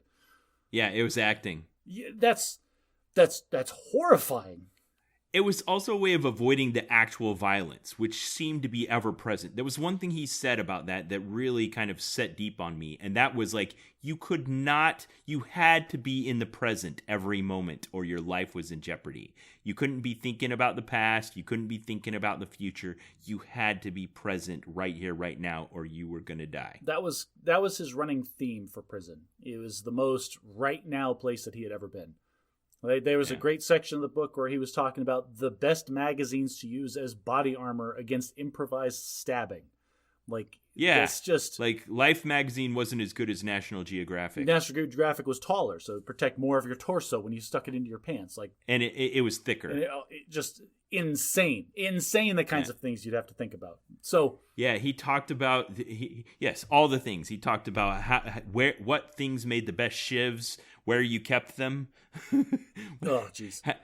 Yep. Trading for them. He had nicknames for them. All these things. It was like all this stuff I kind of sort of consumed by watching movies about crime and prison and stuff like that. But really, like Pruno. Had you ever heard of Pruno before? I've never had, no.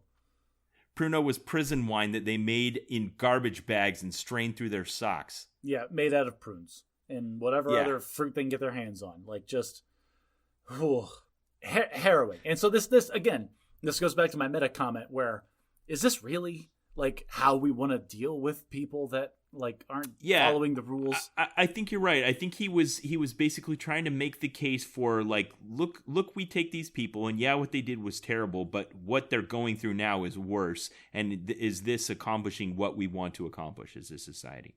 And at one point he talked about like the weight pile. Like every prison like historically had giant like racks of just free weights that you can go and work out on.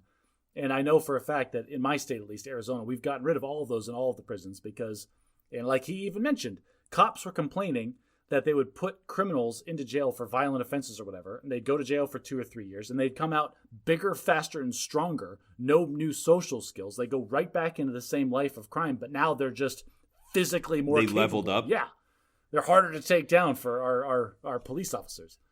So what he did while he was in prison was he became an expert boxer. Apparently he was already good before he went in, but he got even better. And early on he was known for his abilities, and later on he became a trainer for other people to teach them to box. And that was kind of tolerated or even allowed, almost as like a way to let people get their aggression out in prison.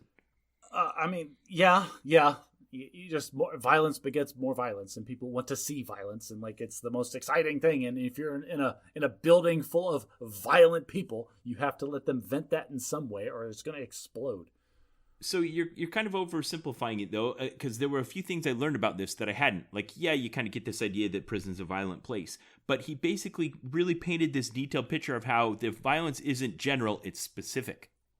Yeah. There are certain groups of people and certain hostilities and motivations that they have. Like he said, and this is almost an exact quote, but basically he said, when a riot breaks out, it's not random violence happening. People are carrying out the orders. They were waiting for a riot to break out, and when it does, then they go after specific people. Yeah, and he did talk about, like, he almost was in prison at the time that the transition made from just general population into specific racial gangs that exist, apparently in prison. And yeah, it's all pre-planned and meditated. And again, it's just why are we taking the most dangerous people and like putting them in this pit so they can be? It's like, all right, all you dangerous people, we're gonna put you here and we're gonna find out who's the most dangerous, and then we'll let them back out after a while. So he established himself as like a scary person. He also had a bit of a penchant for standing up for the little guy. And this is another one of the themes, that he didn't like bullies, even if it wasn't necessarily aligned with his interests. And he was willing to stand up for people. And that favored him a bit with the guards, with also... Well, listeners, you can't see me, but I'm kind of like shaking my head like, yeah, kind of, sort of. Because there's a couple things that are happening here. One, he didn't like dissemble or anything about the fact that he charged people for his protection. And right. And two, as the author of a memoir, like you feel like you would want to kind of maybe whitewash or like put on some cherry tinted goggles for your time. But he also didn't. Okay, cherry tinted. I'm not saying that he wasn't against bullies and that he didn't stick up for the little guy. What I'm saying is that there might be a little bit there of were some gaps. Hindsight. There were conspicuous gaps. He said anyone that survives prison has to be a bit of a psychopath, and he didn't exclude himself. No, he did not. So he had his extortion ring, he had his smuggling stuff, he had his boxing training, and he had ways. And at one point he said, and I wrote down the quote, he said, in prison, I was that Mexican you feared. I had achieved that. It was almost like he said, I became the person my grandpa had glorified when I was 5. Yeah, and that was what he was groomed for from an early age. Like, he knew the rules before he got there. He went to prison the first time when he was a kid because he bit off part of a sailor's face. Let's be clear. He didn't get a speeding ticket and go to jail because he was racially profiled. No, he was a legitimately violent offender. The kind of person that you would be like, that guy needs to go to jail forever. Right. So, and I think part, even though he was never very direct about this, I think part of what you just said is the case that he's trying to make. That in spite of the violence and horror of the prison system, he found a route to redemption. He said, here's another quote I wrote down, in that cell, God killed the old me and made the new Danny Trejo. Now, let's be clear. This is another meta comment that I want to make when I'm talking about this. And this was, for the first half of this book I was listening to, I was falling into this logical trap where I was listening to him describe his adolescent life and all of the crimes and the violent offenses that he committed and the type of person he was. and I realized this was a trap after the fact, but I was like trying to like almost draw comparisons. Like, this guy is terrible. Like, I'm thinking about my own upbringing, my own life, and trying to make comparisons to the two, and it wasn't reconciling. Like, this is a terrible, horrible human being. Why is he still allowed to be out and about in the real world? And it was my wife, obviously, my better half, that had to call me on this trap that I was falling into. And it's not, you can't compare those. It's apples to oranges. Like, I can't look at my life and compare it to his. All we can compare is the improvements that we have made. And like, that's the whole second or the second 2/3 of this book is Danny Trejo describing his improvement from where he was to where he ended up. And that is like, there's no doubt that person Danny Trejo has evolved and matured and become wiser than I could ever hope to be, looking at the improvement that he made from where he started. But I would also say, yeah, go ahead and finish landing. But this is the thing, is like where he ended up. Like when he talks about like the peak of his life, you can't compare it to even like my starting point, because they're just too vastly different, and that gives you an incomplete picture of where this guy came from. Yeah, and even though the heights he soared to are higher maybe than you or I will ever reach, the cost that he's paid has been pretty great. Well, but not only that, but then if you look at like even his personal choices. Yeah, the guy is a world recognized movie star, but like throughout his entire adult life, he was a self-admitted ridiculous womanizer. Like there's large portions like that was another big theme of the book. Like the idea is that this is a book of redemption, and he did get clean and he did get out of the prison system, but that doesn't, like, there was still parts of him like he's still. I don't think he ever figured out how to respect women. No, he's on his way. There's aspects of his personality that are still not great, and like he admits to that. So he suffered from alcoholism and a drug addiction, of course, which he feels like he got clean from in prison and spent the rest of his life kind of doing the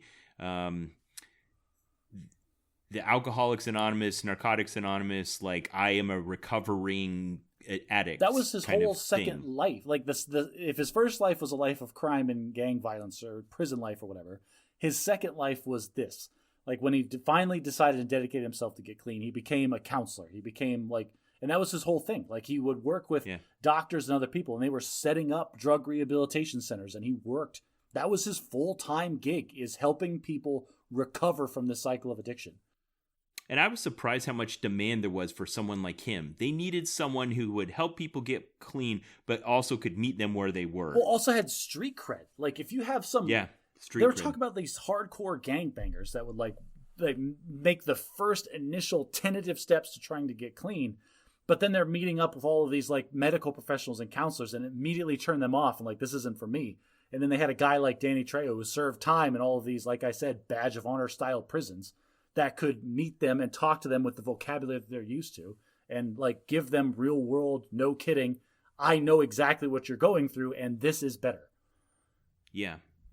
Now, the personal impact he had to pay for those things were pretty severe. I mean, he suffered from hepatitis C. He had migraine headaches.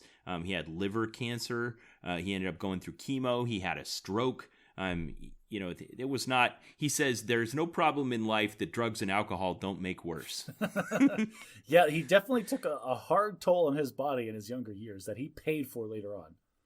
Now, in some ways, like you've kind of pointed out, that also became his asset, that he had those acne scars, that sun, just earned wrinkles, and the giant prison tattoos across his chest and arms that made him into the kind of image that was, like he said, the Mexican that you feared. And apparently a lot of movies were looking for that guy. So many movies, in fact, that Danny Trejo is the most killed actor in Hollywood. And this is another theme in this book. So like the book is called Danny Trejo, My Life of Crime, Redemption, and Hollywood. Yeah. Okay. This book should be called Danny Trejo, How Interpersonal Skills Are More Important Than Education, Experience, or anything else. And because like there's a point where he's talking about he's a full-time drug counselor, and he gets a call from somebody that's on a movie set. Like, I am in a situation where I am tempted to do drugs. He's like, I will be there in 5 minutes, because that's what you do apparently as a good drug counselor. And he got himself out of his apartment in the middle of who even knows what he was doing, and dropped everything and drove over to this place looking for this guy who said he was going to, like, he was confronted with doing drugs. And through random happenstance is wandering around this working movie set, and then ends up getting a part on the movie because he was, one, knew how to box, and two, scarier than the guy that they had hired to be the bad guy in this movie. Yeah. So I want to ask you this question because I felt like he should have tried to answer the question, but he never did. He has been killed on screen 65 times. The next closest person is Christopher Lee, who played Saruman in Lord of the Rings. The next closest person after that is 50, and it goes down a lot after that. So Danny Trejo has been killed almost an order of magnitude more than anyone else on screen. Why do you think that's so? All right, so I don't want to sound like you're putting me in a box where I am. All right, so it's because I can answer my own question if you don't want to. It's because Hollywood is making movies predominantly for North America, which is predominantly white, and he is a scary-looking Mexican guy. And if somebody's going to die in a movie, it's a lot easier for us to palate if it's the scary Mexican guy. Yeah, he didn't say that, but I really felt like that was the case. And he just seemed okay with it. Like, whatever, I am happy to play that role. It puts food on the table. It gives me something to do. And eventually he transcended it. He did. And he embraced it. And, like, he works hard, and regardless of what his part is. And I'll listeners, like, I'm trying not to be racist, but Google Danny Trejo if you've never seen him before. And, like, go to Google Images. And you will see, like, oh, yeah, if that guy died in a movie, I don't think I'd feel bad about it. Yeah, and that was he never really felt like he had to grapple with that. Now, when he first gotten out of prison and he was, like you said, forming these associations with hospitals and doctors to help channel people that were looking to get clean off of drugs and alcohol, and he was the counselor for them, this gave me some flashbacks. Now, I want to tell a story because you were talking about his interpersonal skills. He and a buddy got together and started a landscaping business. They called it D&D Lawn Mowing, which I loved. It was Danny and Doug, or I don't remember what the other guy's name was. But D&D Lawn Mowing, and he said they were just barely getting along with, like, borrowing people's lawnmowers and mowing their lawns for them. And there was this experience they had where there was an old lady and they mowed her lawn for free. And then their next door neighbor saw him and started calling him racist things, calling it. Right. The old lady was some shut-in because her husband had died and never took care of the lawn or whatever. And they just started doing it because they're clean and they're like, Danny Trejo was like a good guy. Yeah, this is his kind, good-hearted side. He just wanted to do something nice for someone that needed it. Yeah. Anyway, the next door neighbor saw this and probably knew that she couldn't afford to pay them, and said, "Hey, I don't know," he called him Pablo or something like that. "Hey, Pablo, something racist?" Yeah, and he talked about what was happening inside of his head at the time, where he was thinking, "This guy's just being racist and disrespecting me," and the old me, the prison Danny, would just, like, punch this guy or whatever. But he put up with it, and then he got through the racism to the other side where the guy actually needed some help. And in return for them helping him, he gave them all of his lawn mowing tools. And he said they ended up becoming friends. Yeah, and this goes back to the idea that this is a memoir. And so the person writing it gets to pick what stories get told. And this was one of a bunch of vignettes that he gave to really reinforce the idea that, from his own perspective, that he dedicated his life to God and that God was going to pay him back in these little ways. And he had a bunch of little stories about every time either he was doubting or any time that he, like, called God out on it, God would then, like, immediately respond. You're right. He did have several dozen of those. Now, you know that he didn't write this, right? I got that he ghost wrote it with, there was a contributor's note or something at the end, the guy that actually wrote this. So he had a friend that just interviewed him and wrote it all down. I knew. So it's another comment I have on the structure, the meta comment of the book. I knew Danny Trejo didn't write this book because when he was narrating it, he is the person on Audible that read the book that I was listening to. Yes, I have the same experience you did. There were several chunks of the book where it was clear Danny was reading this for the first time. Yes, I thought so too. I thought, wow, he sounded surprised by that. He would laugh at the jokes or... Yeah, and it was, I had to, Ben, I listen to books at 110% speed, okay? Because I can listen faster, and, like, the camber and the normal cadence for a fiction book is pretty slow. Danny Trejo, I had to crank him up to 125% because that guy, his talking and reading of his own book was painfully weird in that it didn't sound like a person who speaks English super good. Yes, it sounded like he was reading something someone else had written. Yeah, and rather than it being in his own voice. It was. However, the first hour of that book, Ben, was torturous. He got into a rhythm later on. I want to ask you though, there was one part to me where he got really emotional and really got going when he was reading it. Do you remember what he was talking about? There was one thing I would say more than anything else he got really emotional about. I want to say it was the birth of his kid, the second kid where he was actually in the room for. It was kind of a trap. That wasn't it. He talked about how when he first started his movie career, there was a movie being made called American Me. Oh, yes. About Mexican prison gangs. It sounded a lot less like he was reading and a lot more like he was telling a story about that. Yes. He got really animated. And so after he got done talking about it, I went and looked up some of the details about it. And it was really horrible what had happened. Basically, some filmmaker, there was a trend in like the early to late 90s where they were trying to make, Mexican prison gang movies. And there was a couple being made. He was in a production of a different one called Blood In, Blood Out. And while this one called American Me was being on, he ended up in some kind of role where they were consulting him about it. And he was advising them not to do what they were doing on the production of the movie. And he had asked like the makers, like I don't remember the name of the actor, but they were asking like the main writers and the producers, like, have you cleared this? Like, you are using the same proper pronouns for people and gangs that exist in the world. Have you cleared this with them? And if you haven't, you're gonna have problems. And they were kind of like giving him, because they had dramatized and changed some of the circumstances surrounding the founding of this gang, in such a way that he was worried that they were going to be seriously offended. And I'll tell you what, like, that just makes common sense. If you are making a movie about a living member of an organized crime family, you don't want to piss them off. So, like, changing details, like, for like, oh, but it's more dramatic and a cooler story this way. It's like, yeah, but it also makes him look like an ass. Like, he's not going to be happy about it.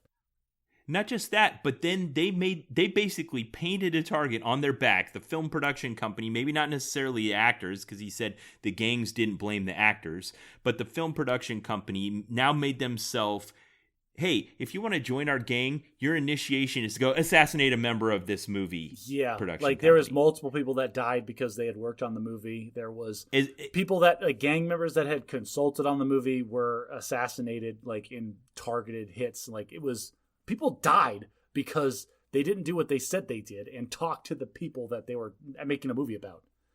Yeah. So as many as 10 estimated died associated with the production of the film American Me. Danny Trejo, he got a call from the leader of that gang from prison, and the guy asked him, he's like, are you on this movie? And Danny's like, whoa, no, I did not take that part. Yeah. Now, there's the ones you've probably seen him before, and you probably remember him as, and he got to these later in his life, Con Air with Nicolas Cage, or Heat with Robert De Niro, Val Kilmer, John Voight, those guys. Anaconda, I think he got eaten by the snake because of course he did. In Spy Kids, I don't know if you saw Spy Kids. He was the old uncle, the Q in Spy Kids, yep. Actually, the director that directed Spy Kids also later went on to become the director of the movie Machete, where he became like this superhero. And the character he played in Spy Kids was kind of like the prequel of Machete. It was the same character, basically. Yeah, what did they say? It was Mexican 007? Yeah. Very, very violent, though. I think it was first teased in like one of Quentin Tarantino's weird exploitation movies where they were like fake trailers. They did fake movie trailers, and they did a fake trailer for Machete because the director was also the director of the Machete movie was working on the Quentin Tarantino movie and like shoehorned that in as like a throwaway thing almost, but also as a way to tease like, I actually want to make this movie. So there was an interesting question he kind of asked partway through it. He was like, he didn't really say, I got a lot of these roles just because I look like the most scary Mexican you can imagine, and that's what they wanted. They wanted that guy to die on screen. But he did kind of say, I started off as a young kid in jail acting. Like that's what I did. I tried to convince people that I was meaner or scarier than I was, or that, and so that I was good at it. And played that on screen. But he also talked about how acting and movies and those productions are important. He says they teach us valuable lessons. And he talked about there were 2 movies that he would watch over and over in jail that gave him hope. The Wizard of Oz, and do you remember what the other one was? I don't, because he talked about the Wizard of Oz a lot, but the other one, Hunchback of Notre Dame. And Hunchback of Notre Dame. He even went there later on and didn't recognize it, which is funny. So I want to put a placeholder in for next time, because this is what I want to talk about. Because while I was hearing him talk about this, I thought, this would be a good discussion for Josh and I to have. What are the movies like that? Like Hunchback of Notre Dame and Wizard of Oz for you. So I want to give you some time to think about it. Maybe on episode 73 of Bad at Magic, we can have that discussion. What are the touchstone films of your life and childhood and that are meaningful to you? They have to be films. I feel like if we open that up to books, I'd have more of a conversation to have. Okay, that sounds fair. The defining pieces of media that you fall back on. That's good. I have a theory that I kind of talk about with Alicia, because we also have this. It's interesting. You and I are having the same discussion because I think you're Alicia and I'm anyway. That I think films are different. Films are different in that, like, her and I would have an argument about whether or not the first Harry Potter book was better or the movie was better, and to me they don't even compare. Because when you are reading a book, it's just you and the author, and it's your imagination and their imagination kind of doing a dance. But when you have a film, there's so many more people's talent invested in creating something. There's music, there's dialogue, there's visual, there's costumes, there's props, there's a universe and a backstory and everything, and hundreds of people's imaginations and work all combined into this really tightly distilled portion of realization of imagination. I just don't think anything compares. You see, that's the problem, though. That is the strength and the downfall of the movie industry, is because, like you said, you have the peak, the perfect talents working on all these little details. But at the same time, when it's just you and the author doing that imagination dance, you don't think about a lot of the specifics, like the costume design, the set design. Like that's all abstracted away in your imagination. And instead, it's almost like if you could draw the picture of it, you would have a main character that's pretty well defined, and then like the people that they're interacting with, and then everything that's surrounding them is just like a handwritten thing, that like the best thing that you could possibly imagine, and your brain just kind of automatically fills in those variables for you. So like anytime you're reading a book or listening to a book, you're automatically filling in everything in the perfect way that you could possibly want it to be. And so then even with like all of the greatest films that you can think of, like even the Lord of the Rings movies, they fall short from reading the source material, because yes, these are the best people in the business that are realizing your imagination, but your imagination is boundless and their budget is not. Yeah, I get that. All right, well, we'll save that discussion for another time. Ooh, spoilers or teasers for episode 73, everyone. I didn't get a final count of all the movies that Danny Trejo was in, but he kind of did a section where he was like, I would take anything. Like, any role, I didn't care, A movie, B movie. To me, it was just creative people getting together and creating something to try to reach Now, people. I will appreciate the little insight that he did where acting is a job, and he described it where, like, you show up, you have a set time just like any other job, and you have to give it everything that you've got. And it's like, oh, we're going to do this scene, and we're going to do 60 takes. And it's easy to get annoyed, or like he was describing specifically one film that he did where was it his son or his cousin or somebody that he knew was... Yeah, his son was directing. And then he did a scene, and then like the director, his son, said cut. It's like, all right, let's do another take. And then Danny said, no, you don't need to do another take. We got it. You got it. I did it. And then like his son had to take him aside and remind him, no, I'm the director, you're the actor, this is your job, you do it until I say you're done. And like he did a really good job, at least for me, like peeking behind the curtain and explaining and showing me that, like, people think of Hollywood actors as like, oh, this is not that much work, but then they really do. Like, it's a 9 to 5, more than 9 to 5. They work more hours. Yeah, like if they need to film at a certain type of lighting, they got to get up at 4 a.m. and stay there all night. It just really drove home for me, at least, that like acting is a job. Like, it might be an easy job or a fun job, but it's still work. I liked when he, at the beginning, when he was kind of talking about the transition from other kinds of jobs to acting, and he would get there and like he was supposed to be playing an inmate, but there would be a catering table. Yeah. And he said like his fellow inmate actors were complaining about what they had at catering, and he was like, "You're playing an inmate. Eat a bologna sandwich." You know what the other inmates eat? Like, you have any idea what it's like to be in prison? Like, it was that whole like perspective shift thing, like count your blessings type of deal. He said he had a friend named Eddie who had also served time in jail, and he had a brilliant mind for crime, like actual crimes. Like, we could make a lot of money if we did this. But his buddy Eddie realized that he would make a lot more money and be in a lot less danger if he fictionalized it and sold it to Hollywood than if he actually carried it out. And this was the transition he made, because Eddie was a genius for crime, and he would originally, what he got arrested for, whatever, like when he was in jail, he would sell the full, like, start to finish plans to commit crimes to people. Like, oh, you want to rob a jewelry store? Here's how you do it, start to finish, step by step. Here's your checklist. And he would sell that. And like you said, then he realized that, you know what, I could go legit by just making this all pretend. And then he started writing books and screenplays. Yeah. Now, it felt like Danny was kind of doomed from the beginning.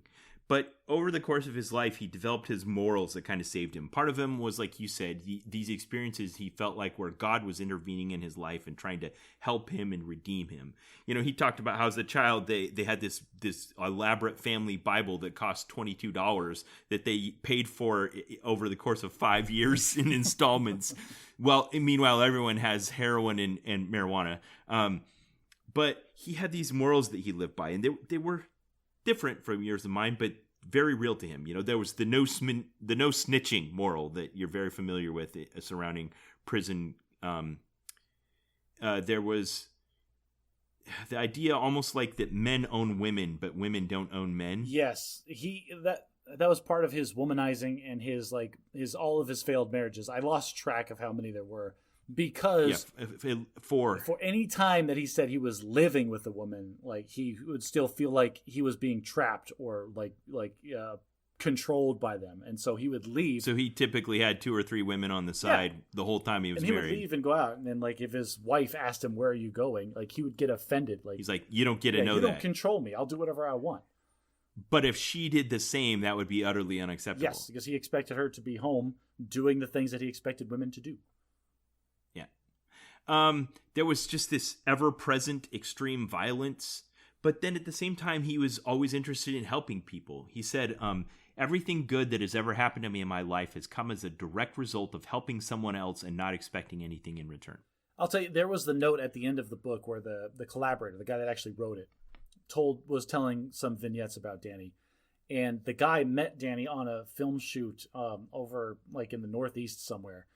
And one of the days, or they were done shooting, or they had the day off or something, Danny's like, "Hey, come on, let's go. Where are we going? Don't worry about it." And they got in a car, and Danny had found like a shelter or like one of the halfway homes for a bunch of troubled teens, and like unannounced just kind of showed up and like talked with all of these kids to try to help straighten them out. And the guy was saying like he was always doing that. Like, we were on location for a film shoot working, and he took his day off to go and try to help people. And like, whatever else you want to think, and that's what I really took away by the end of this book, is like whatever judgments that you want to make about like where he started from, or how he grew up, or the moral values that he developed, or this machismo culture, where he ended was somebody that is quantifiably putting more effort into making the world a better place than I could ever hope to. You know, and it wasn't always in the wisest way, but it was complete. He described this kind of inflection point at age 60, where he'd just divorced his third wife, and he'd been acting, and they'd invested all their money in like real estate, but she'd always put everything in his name. You know, he had this street smart. Yeah, her name. He had these street smarts, but he wasn't very wise. So they got divorced, and he said, all I had was my Land Rover, $30,000 in cash, and nothing. And my dogs. And my dogs. I was 60 years old. And then, as if that wasn't bad enough, and kind of to show what you just said, he went down to the bank and he took out like $3,000 in small bills and went down to Skid Row and just handed it out to all the junkies. And he lived in a hotel for a while, and like he was just almost in complete denial of his circumstances for like a couple of months until he went back to the bank and found out that his balance was like $36 or some nonsense. Yeah. Yeah. And then this was when he really kind of took on the third chapter of his life, where he achieved this level of fame that exceeded the B movies he'd been doing and kind of made him into an A-list, top-tier Hollywood actor. And then he started doing things like building restaurants and writing books and those kinds of things that really create a lasting legacy. We didn't talk much about his family. He had 4 wives, 3 kids between 2 of them. None of his marriages lasted more than 3 or 4 years. No, all of his kids struggled with some form of addiction or another. Yeah, and he almost felt like it was inevitable. Like he didn't blame them for ending up in substance abuse. He felt like, I don't know. This is a question I wanted to ask you. Can we expect our kids to not do the things that we did? Well, because it sounded like he didn't. He admits openly in the book that he was an enabler for his kids because he was trying to be a good dad first, or in what he thought of was a good dad, and just loving and supporting unconditionally, regardless of the circumstances. Whereas he needed to be a little more of the drug counselor in a couple of those circumstances. Yeah, like when his daughter was in rehab, he was breaking the rules, and he knew why those rules are there, and he was still sneaking her money that she was using to get high. Because and he even said he felt like that's how you supported people from the upbringing that he had, as you gave them money. It's like that's how you showed love and support, is you just gave them cash. Back to your original question, can we just expect our kids not to make the mistakes that we made?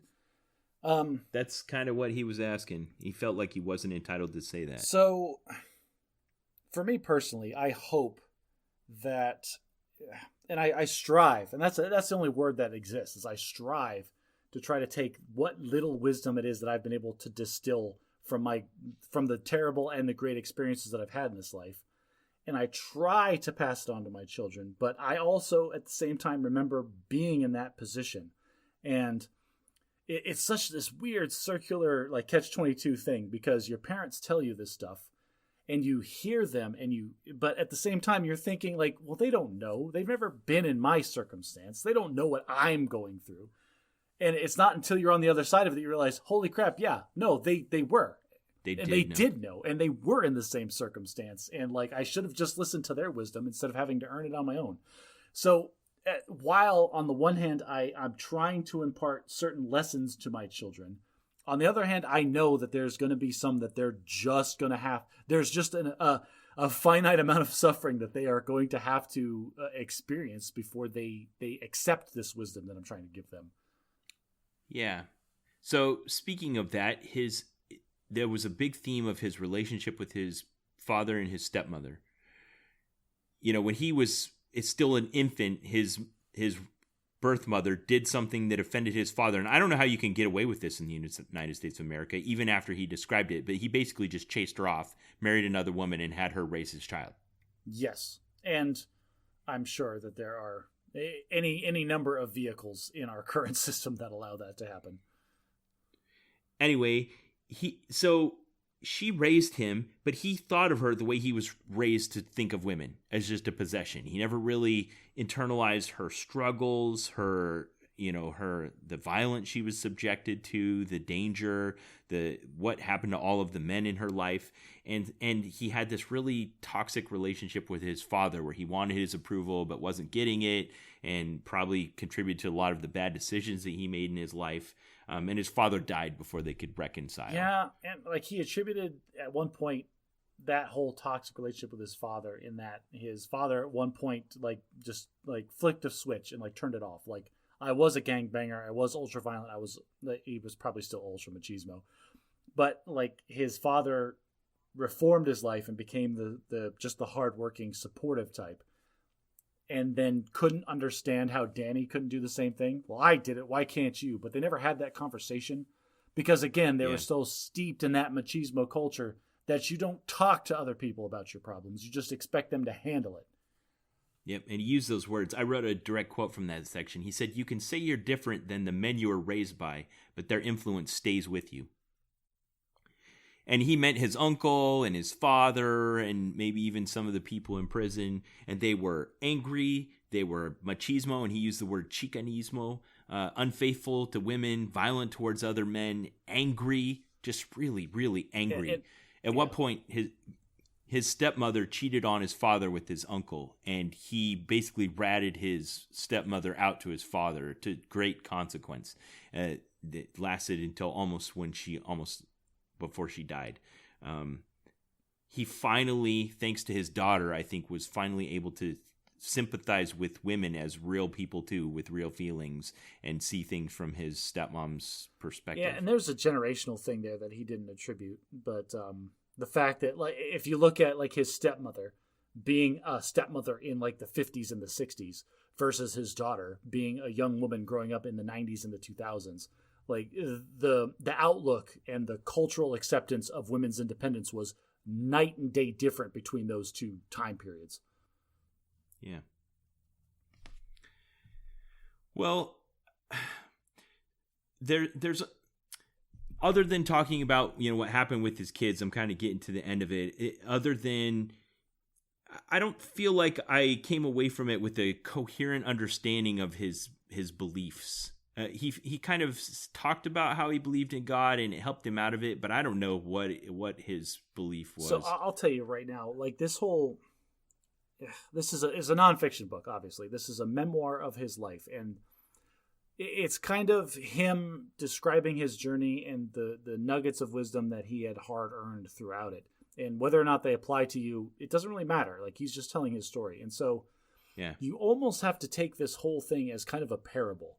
It's like you have to listen to this and the experiences of this other person and do your absolute best to like try to recognize that this is real, even though like I have no basis in understanding where like the kind of life that he lived or the kind of feelings and emotional state that he was in, like in the hole in prison waiting to be executed. Oh man, that was harrowing. Yeah, but that's the thing is so how am I supposed to relate to that? So that's why I'm mentioning like it's almost a parable. You have to take this in whatever context you possibly can and derive whatever wisdom or knowledge or life lessons that you can from it, because I feel like there is no common ground between myself and Danny Trejo. Like he ends the book talking about how he's living his best life, but he's living with like 4 dude roommates and a bunch of dogs in what is essentially a frat house. And that blows my mind. Like how can people be happy living that way?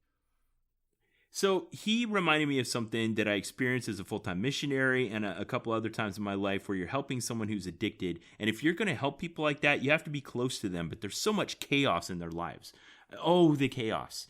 He talked about like weapons and used needles and the lies. And if you're going to help people like that, you have to get close to that. And you're not going to get close to that without getting some of that chaos on you. Yeah, he talks about how, like, I don't know, like, that's the thing is like and this is the logical trap that I was talking about again. Like he talks about like these leaps and bounds that he's made in his life and how much better it is now. And it's still in a place where I would consider that, like if I lived the way that he lived now, I would consider myself a failure. And that's the logical trap that I was falling into. Like you cannot judge this person based on our experiences as a vastly more privileged person than he ever had the hopes of being. Even as a Hollywood star, I wouldn't want to live his life that he's describing, but that's not the takeaway. The takeaway is where he started versus where he ended, and that is like the amount of good that he has done and the amount of change that he has personally experienced is an inspiration regardless of what you think about his current circumstances. Yeah. Well, all of that chaos led him to a place where he feels like he has a degree of serenity. He's proud of his children. He's at peace with the women that he loved in his life, and he gave a little fictional dialogue that he says he has in his head between him and God in the epilogue to the book, where he says, "God, how am I doing?" And he said, God says, "Great, you're almost out of hell." I love it. Felt like we had 2 very different takeaways and 2 different planes to land, and we just kind of ignored the other person and we both landed them side by side. I appreciate that the juxtaposition on the podcast. We'll see. We'll let the listeners decide who they agree with more. Okay. And thanks to listener Uriah for suggesting that book. It was an interesting emotional journey and an insight into someone else's life. I see where your plane landed. I tried to relate more deeply to what he was saying, even though I could say, oh, this is just, being in prison is just so foreign. I've never experienced anything like it in my life. I can't possibly relate to it. I couldn't possibly understand. There were times in my life where not prison, but like there were times in my life where I was in an addict's house trying to help them recover and getting them into rehab, and they were lying to me, and there was violence and danger, and I've been a little bit closer to some of those things, I guess. Yeah, I've lived a very sheltered life. I'll be the first one to admit that. Anyway, I'm grateful for his story of redemption. I'm glad however it got produced, that he took the time to write it down and read it to me, and I feel like I have a deeper insight into an important piece of humanity that I hadn't tried to understand that deeply before. I really don't know how to feel about the end of this book. Like, it makes me... I'll say without... He's still alive. He's still making movies. And that's not lost on me. But here's the thing is, it if nothing else, it has made me introspective in a way that I'm not willing to share. Like, and I don't know if for better or for worse, I don't know if I will change based on this book. I don't know if I will, like, alter my perception of people based on this book. But it did, if nothing else, it's made me think about things that I have not thought about before. And so it's a win in that category. It's a fail in the narrator because it was very hard to listen to. It's a fail in Lord, Ben, the time skips. Like, he tells all these vignettes of his life with I'll blame that on the with ghost absolutely no regard for chronological order whatsoever. And then the fact that he has 4 people in his life that have exactly the same name, and he's mixing up the timelines. Like, every time he said the word Gilbert, I have no idea who he's talking about. Yeah. It's no two Steves in no fiction, two Steves, but in real life you can't help no that. two Steves, but man, you can have all the Gilberts you want. Just line them up. So, the life and trials of Danny Trejo, I think him in looking like a really dangerous Mexican, but actually being like a big cuddly teddy bear is what keeps him acting and makes him so endeared to people, where now he's reached that stage of his life where he's just honored everywhere he goes with memorials and tributes and those kinds of things. And I wish him a peaceful and prosperous rest of his life, I hope. Based on everything that he's done, if anybody deserves a peaceful and prosperous remainder of their life, it's Danny Trejo. Yeah. So his patience, his empathy, his compassion, his willingness to give, and like he said, everything good that ever happened to me in life has come as a direct result of helping someone else and not expecting anything in return. I hope I can emulate that. Thank you, Danny Trejo. Yeah, I don't want to emulate that. That sounds terrible. I hope good things come for me working towards them. Ugh. Helping other people. That sounds terrible. Well, if you heard something that we talked about today and you want to engage, you can go on our subreddit, reddit.r/badatmagic, or you can go on our Facebook page and you can join in the discussion. As always, we put up a big list of show notes that go along with the podcast and are also available on our website, badatmagic.live, where you can go and see the things that we talked about during this episode. If you like what we do, share us with a friend. If you like us, maybe your friends will like us too. If you really want to show us some love, consider taking your phone out of your pocket and giving us a good rating on the podcast player of your choice. It's unbelievable the amount of visibility we can get from that. And if you want to hear Ben actually get older on the podcast, like, he has a grandkid now. Oh, gosh. Ben is a grandfather. Holy crap. We're not even... I'm still middle-aged, but you, sir, you're in your twilight years. It's all downhill from here. If you want to keep hearing that from now until the end of time, consider becoming a patron on our Patreon page. And until next time, try to be a little less bad at magic.